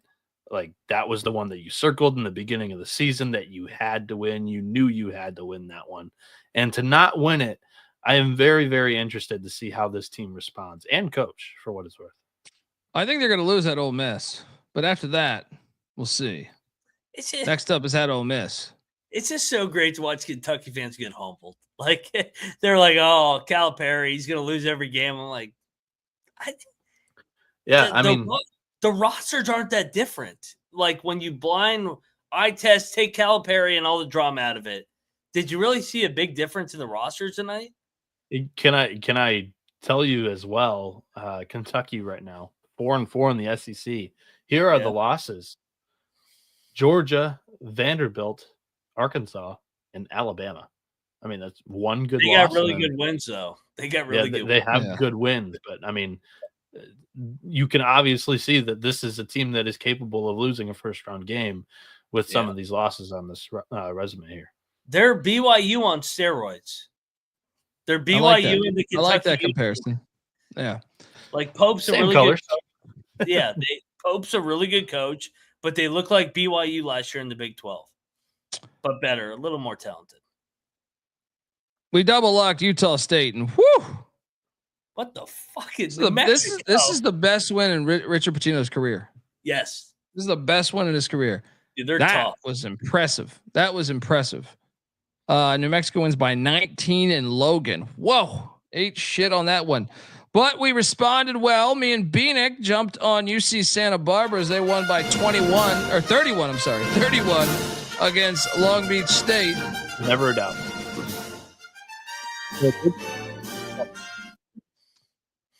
Easy play. Portland put it on Pepperdine. Got that game correct. Just didn't bet it. But me and Mac did bet this, and I bet it on the money line, and I think you may have too. The Syracuse Orangemen, 75, Cal 66. Boom.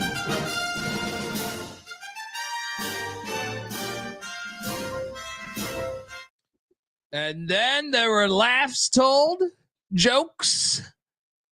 Laughs told, jokes told, laughs occurred. I can't fucking talk. Lock battle win for Dundee, but I couldn't help but hear Steve Alford cutting jokes right after the show. I'm like, dude, you shouldn't be joking right now. You need more. You need more wins. But lock battle win, Nevada 71, the Rebs 65. Loyal to you all year, Alford. The peyote payoff. They're gonna win the conference tournament. I'm convinced. Yeah, I mean they're talented enough. They very well could. They have good players, man. Washington State got drilled by San Francisco. We were on Wazoo. Washington State's a weird team, man. They're a weird fucking team. I'm out on them, man. Yeah. And then Gonzaga had every chance to win this fucking game.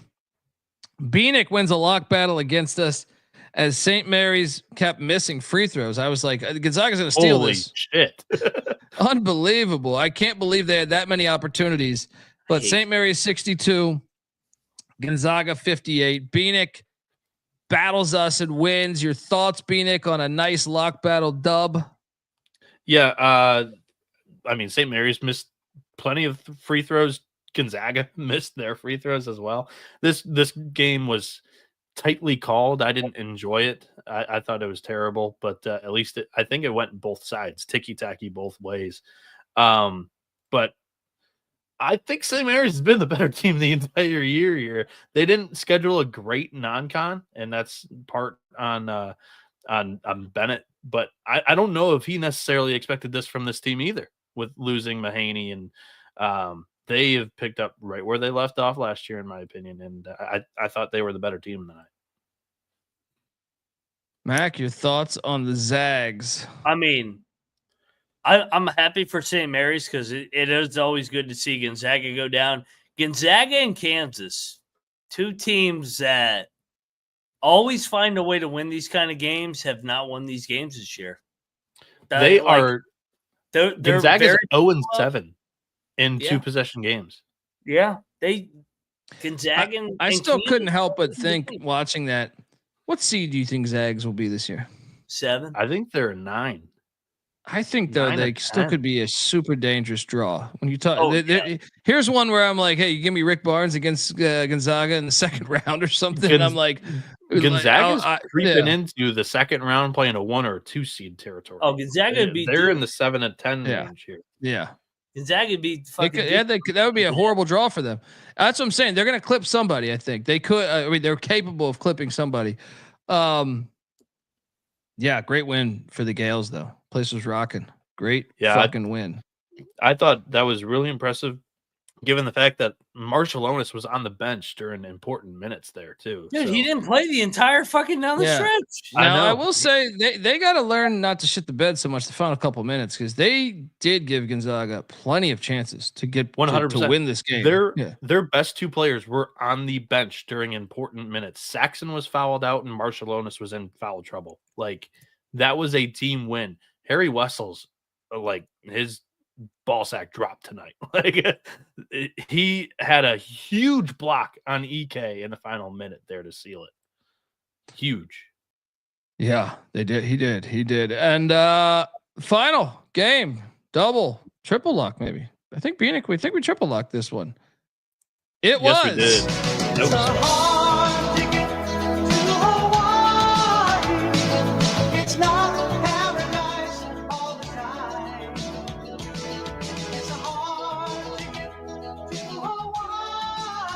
The Rainbow Warriors 82, Cal State Fullerton 57.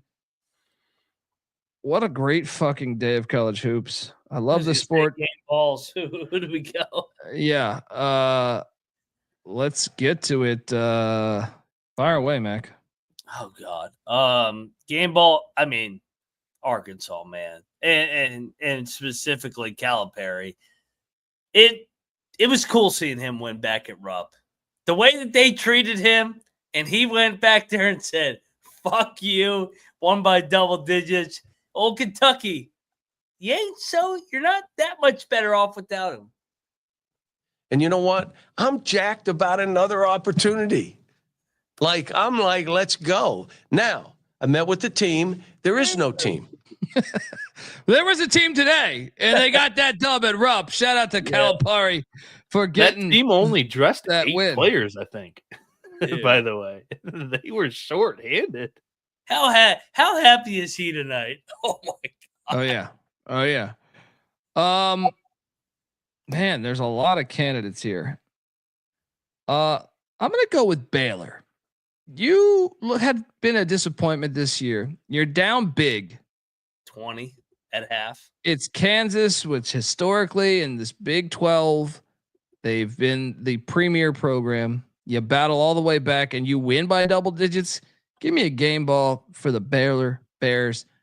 I probably should have picked another school from the Big 12 now that I think about it, but I'll leave that for you. I mean, it's hard to argue that one. I mean, anytime you come back from 20 down against Kansas, but I will go to Texas Tech.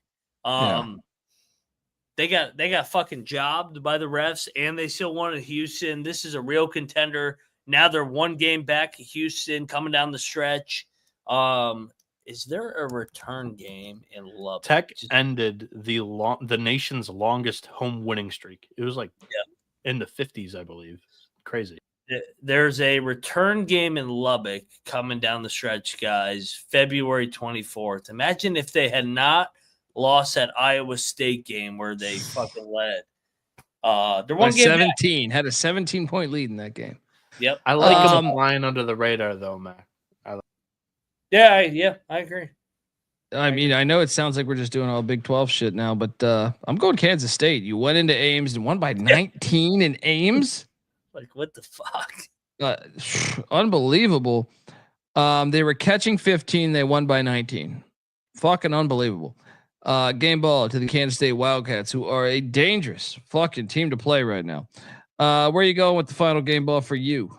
The Muss Bus. They hand Sparty their first loss in the Big Ten. USC. Hello, LA. Shiny. I love LA. Sunshine's shining bright, baby. Good win. Mississippi Valley State plus 580 on the money line. Final game ball. Shout out to the Delta Devils getting that dub. Double-digit dogs on the road, and you figure it out. You find a way to get it done. Shout out to those Delta Devils. Let's go. And let's pick tomorrow's action. Boom. Slides. YouTube.com/the college experience. Jump on over there. We got Ohio State heading to Champaign to take on the Illini on CBS. Last time they played, Illinois won by 3. They're laying 6.5. The over-unders at 155.5. And I am going to load up on the Illini and lay the number. I could be talking to a bet here. Mac, what are you doing here? Yeah, I love the Illini here. They've been struggling. I mean, I think this number reflects that they're going to be healthy here. I think we see a similar performance here to the Indiana road game and Northwestern home game last Sunday. I think they roll here, win by double digits. Lay it, Illini. Double lock on the Illini. Bieniek, can it be triple? You bet your ass it's going to be triple. You know what? Ohio State's carrying that little nice 3-win streak coming into Champaign. Orange Crush. They are. I don't know what's going on. It's very interesting what the hell's going on in Champaign with the student section and the avid fan base. They're getting, I don't know, critiqued or ridiculed right now. This place is going to be on fire. Give me the Illini here. Cocktail Napkins got it at 8.5. Sorry. Welcome to the party, pal. Triple lock on the Illini.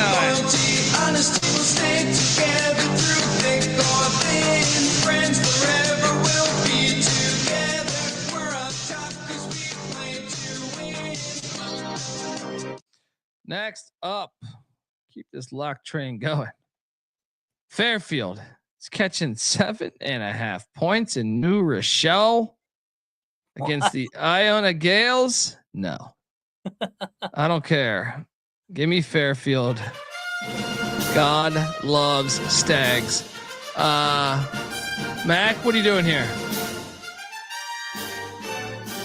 I think this is worth a money line sprinkle too. It's like plus 250 or something. I think I saw. Why is this number so big? I don't know. Cocktail Napkin has it right on the dot too. I'm trying to probably because Fairfield's 2-8 on the road, but they've had a lot of close losses. I mean, they've gotten drilled 2 games in a row here too. Merrimack and Quinnipiac double-digit wins. I'll take Fairfield. Let's go. I think we should sprinkle the money line. I am so up and down, man. Sprinkle that money line. Let's go. All right. Next up, Furman, East Tennessee State. What if I told you? It's a fun game. I'll be honest. Maybe this is the hipster in me. Maybe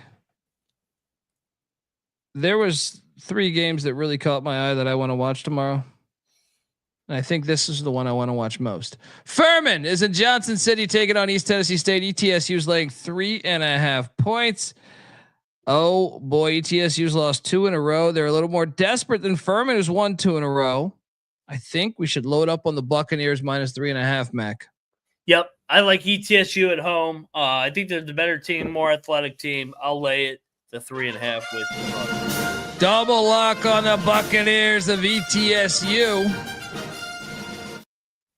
Bieniek? I'll come in and triple lock this one with you guys as well. Cocktail Napkins got this one at 6.5, and ETSU sneakily top 10 offensive rebounding team. Furman, not the greatest defensive rebounding team, so there might be a couple of extra possessions here for the Bucks tonight or today. And Furman just came off that win against Samford too. I mean, I think it's a great letdown spot here. Triple lock. ETSU, let's go.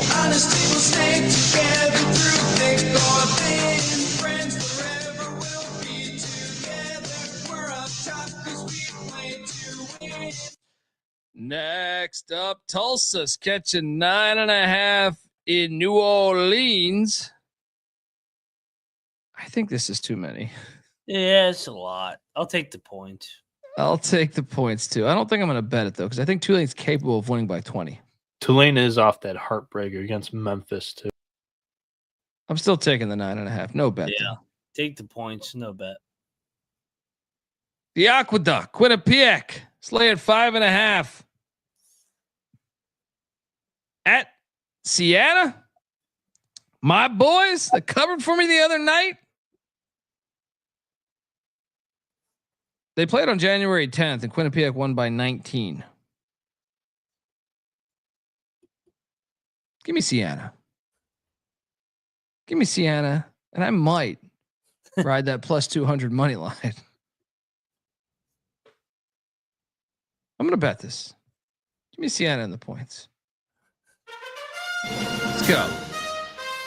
Let's go. What are you doing here? I'm going to battle you. Quinnipiac should have drove.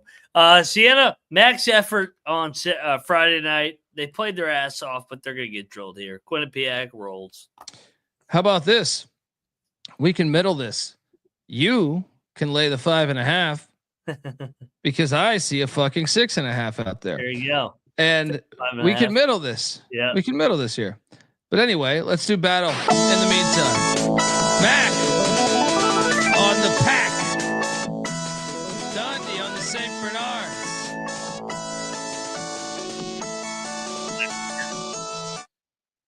All right. And how about the stink on this one? Bob Morris. 16-7. They've won 6 in a row. And I believe 7 of 8. Now they're going to Fairborn, Ohio, where the pizza's better than Detroit. Wright State is a favorite, even though they're 11-12 and 4-6 in their last 10 games. What the fuck is this?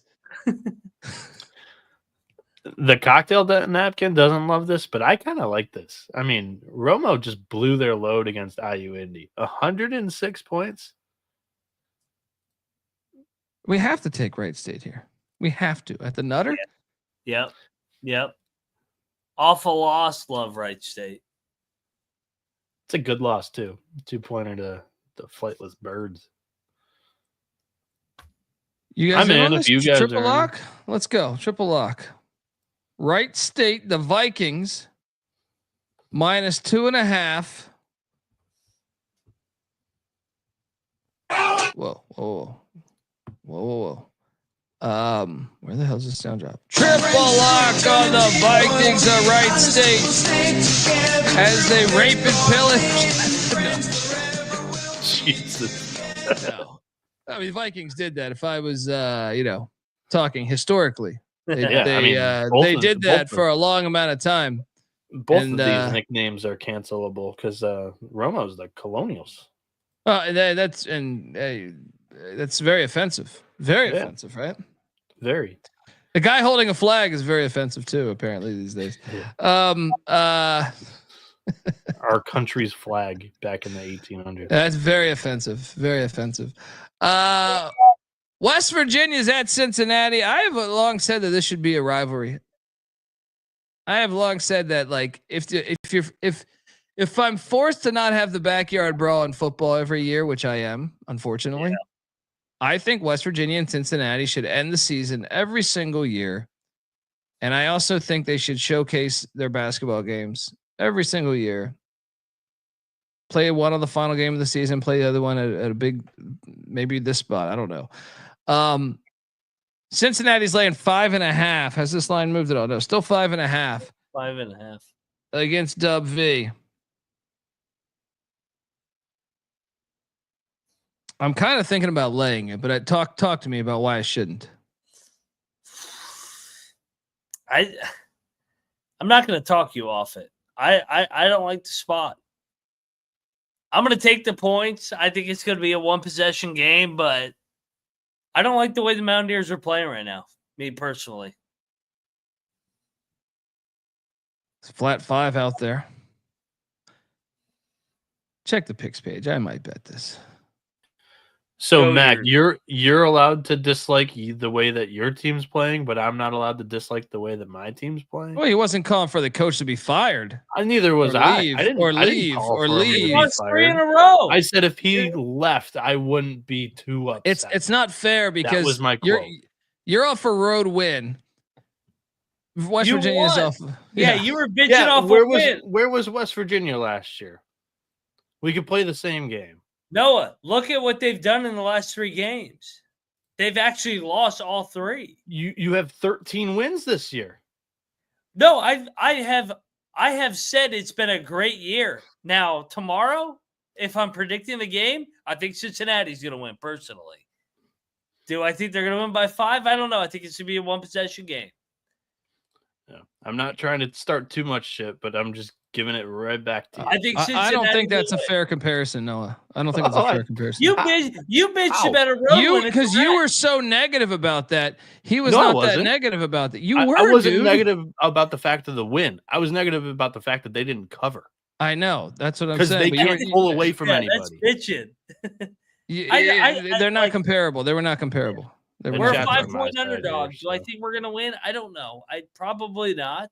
I hope we win. But I'm not going to bet them. They're not. Yeah. They only have one good player. All right. Next up, South Florida's in Del Boca Vista, the old folks' home, taking on FAU.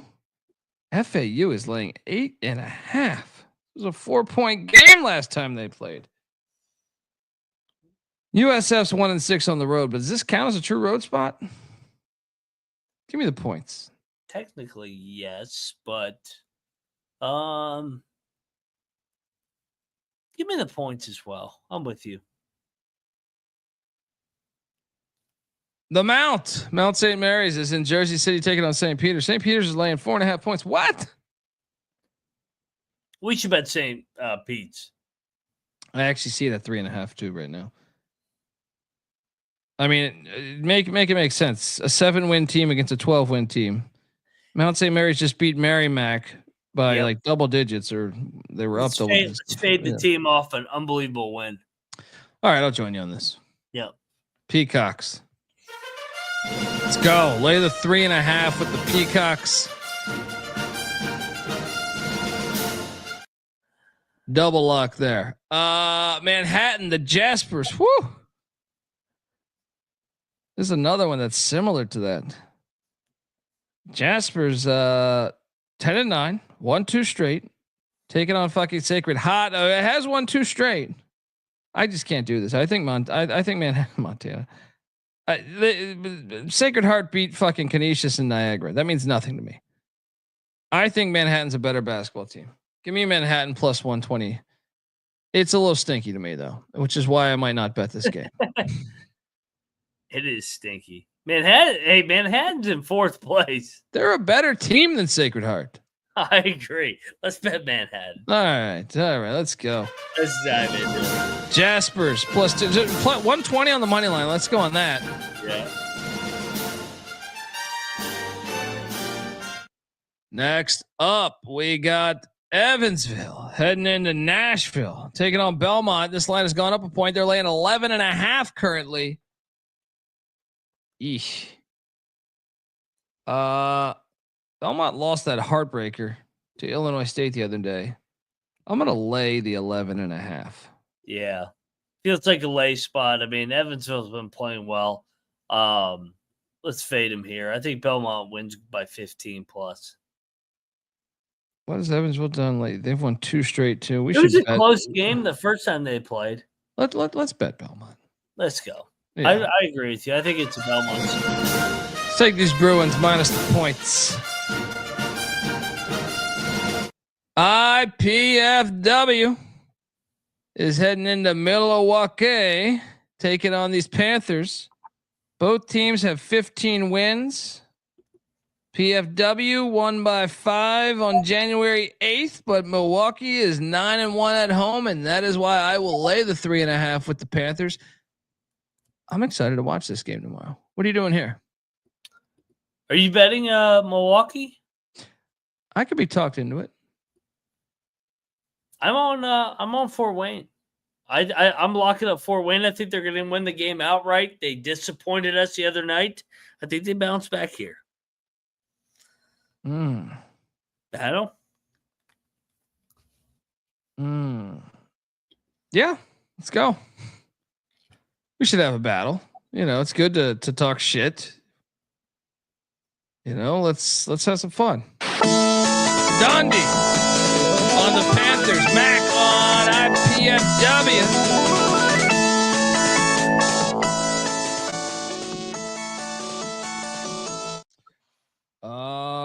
and what could go wrong in Houston, Texas? Because Memphis and Rice, this is a game that cost them a year ago. Yeah. Rice is catching 11.5 points. They won the last time they played by 3, and that was on January 31st a year ago. So it's almost the exact day. Rice has lost 6 in a row. I'll take the points. Mac? Yeah, I'll take the points. I mean, how do we lay this? Yeah. Memphis wins by Bieniek? 4. I don't know. Like, this was a fringe bet of mine because of the spot too. Like, Memphis was just in an absolute dogfight against Tulane, and this has been a house of horrors for last year's team and Penny. I know it's not the same regime in Rice, but I don't know. I don't have to bet it, but this was on my short list here. No bet. No bets. Okay. This next one is one of the 3 games that I circled. North Dakota State is taking on the Tommies, and North Dakota State's coming off of and this is nationally televised. You don't have to pay for this one. CBS Sports Network. North Dakota State is coming off that bad loss to their arch rivals. Meanwhile, the Tommies have won 2 straight. Tommies are laying 1.5. Tommies are 10-0 at home. Yeah. We bet the Tommies, right? I like the Tommies here. Let's go. Yeah, I'm in. Double lock on the Tommies. Laying 1.5. National TV, baby. Let's go. Can't wait. And then this one, fantastic. Bradley is in Cedar Falls, or Northern Iowa. This is on ESPN2, nationally televised. Bradley, remember they laid the ultimate lemon against UIC, lost by 23. Northern Iowa also just got bodied by arch rival Drake. This game's awesome. Give me Bradley to win this game. No bet. I'm in Northern Iowa, man. Northern Iowa lock. Cedar Falls, baby. Let's go. Bradley's 5-1 on the road. I know, but I trust Northern Iowa. Ben Jacobson at home, national TV, big spot here. Let's go. Moneyline Mac, locking up Northern Iowa. I'm going to stay with Bradley. I don't feel strong enough to bet it, though. All right, next up, Colorado is in Fort Worth, Texas. I think we had this circled as one of the ones they could actually win. I think it's a sleepy spot for TCU. Colorado's catching 6.5. I will lock up Colorado plus 6.5. What are you doing here? Agreed. I'll take Colorado, lock it up. I think we get a 1 possession game. Dude, they're plus 250, I think it is, or 245 or something on the money line. I think it's worth a shot here. Double lock on the Buffs. And also there's this. Look out, just watch him go. Down to Buffalo. Oh no, it's a guy on a Buffalo. All right. Home dog saying Colorado sucks. Well, so does TCU, buddy. If you watch them on you, yeah. Mary Mac is in Lawrenceville, New Jersey, where the pizza's way better than anything in the Midwest. Take it on, Ryder. Mary Mac's laying 5.5. Take Ryder.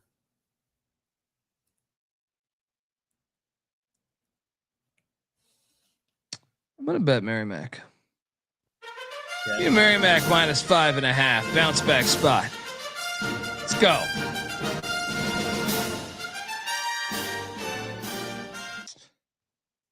And next we got a Big East Classic. Seton Hall is in Chicago, taking on the RuPaul Blue Balls. Paul's laying 4.5. DePaul should have won the first game. I'll take DePaul minus the 4.5. No bet. I'm locking up Seton Hall. One possession game, standalone game. Yeah, I will say I'm not betting this, but my analysis here is DePaul doesn't know how, like, you know the saying, they don't know how to win. They're just one of those programs that are kind of building something, but they're still a ways away, whereas Seton Hall's scrappy. Like, even if DePaul wins, I don't think they're doing it by 2 possessions. So I think it's going to be a fun right I think this is going to be a fun fucking game. I actually think this could be like a classic. So, yeah, I'll take the 4.5. Moneyline Mac locking up the Seton Hall Pirates. And the final game on the slate, standalone. Nebraska at Oregon. Quack, quack. I will lay the 7.5. I think it's a trap. What are you doing here, Mac? Yeah, I think Oregon drills them. Nebraska's been traveling a lot. Oregon, buy low, losers of 3 out of 4. Come back home, drill them. Let's go. Double lock. Bieniek, are you in on this? You know, I think it's a golden spot. The cocktail napkin had it at 3, and I thought I'd still probably be able to get in on this, but it's at 7.5, and I'm like, that's really rich. But, you know, Nebraska overtime win. This is a nasty travel spot for the Cornhuskers. You're going from Lincoln, Nebraska, and who knows where the hell they're flying out of, and flying into probably Portland, but who knows? And then taking a bus. And then you're going to Eugene here. And they played that on Thursday night. And it's a quick turnaround in the Big Ten to do your West Coast swing of Oregon, Washington. I think it's a golden spot. You guys are on it, so I'll tell you. Let's make this one a triple lock as well. Triple lock on these Oregon Ducks. 6.5 on FanDuel, according to Paul Bucher. Get on over there and take that.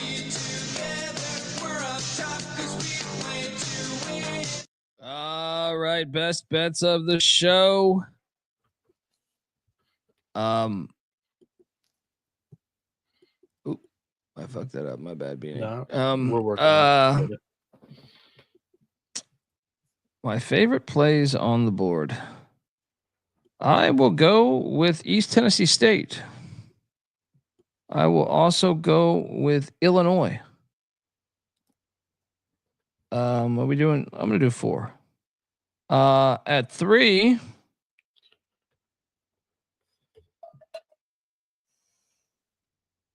At 3, give me Wright State. And at 4, it's the Oregon Ducks. Mac. I will go Oregon. It's my favorite play tomorrow to lay it on Nebraska late in the evening. I like Seton Hall in the second game. Standalone, I think we get a Big East thriller. Northern Iowa, I think, beats Bradley. I'll lay that short number. And the Illini set the tone early in the day. Let's go. Bieniek. East Tennessee State, Illinois, Wright State. And if I had to give a 4th, it's Oregon. Same as me. He's a crazy bastard. Folks, give Noah Bieniek a follow on Twitter at NoahB77_. Moneyline Max on Twitter at Moneyline_Mac. I'm on Twitter at the Colby D. The College Basketball Experience is on Twitter at TCE on SGPN. Subscribe, tell a friend, follow YouTube.com/the College Experience. Please get on over there, hit that like and subscribe button there. Also check out the College Baseball Experience. The ACC preview's out. The Big 12 preview's out. The SEC preview is out. Big 10 scheduled for this week. The season is in 12 fucking days. College baseball fantasy draft Monday. There we go. Also check out the College Football Experience and the FCS College Football Experience. Both those shows we'll be releasing content. I mean, we just did a little football content on a coaching hire. There's schedules dropping. Big 12 schedule drops Monday. Yeah, we're gonna break it all down. Or I'm sorry, Big 12 drops Tuesday, I believe. We'll have you covered for all that stuff. Check it out. Also check out the Sports Gambling Podcast. Till next time, folks, this is the college basketball experience. You better start thinking about yours, and we out of here.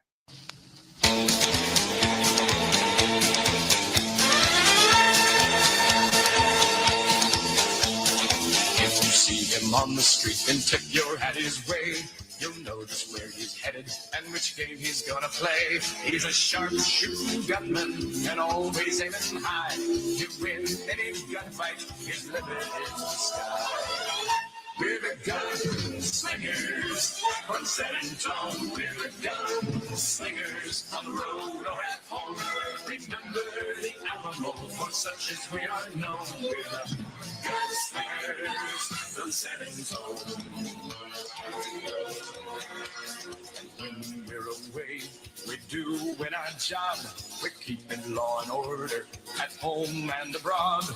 Gamblers and outlaws, you better step aside. Our motto is to shoot 'em up and bring 'em back alive. We're the gunslingers from San Antonio. We're the gunslingers on the road or at home. Remember the Alamo, for such as we are known. We're the gunslingers from San Antonio.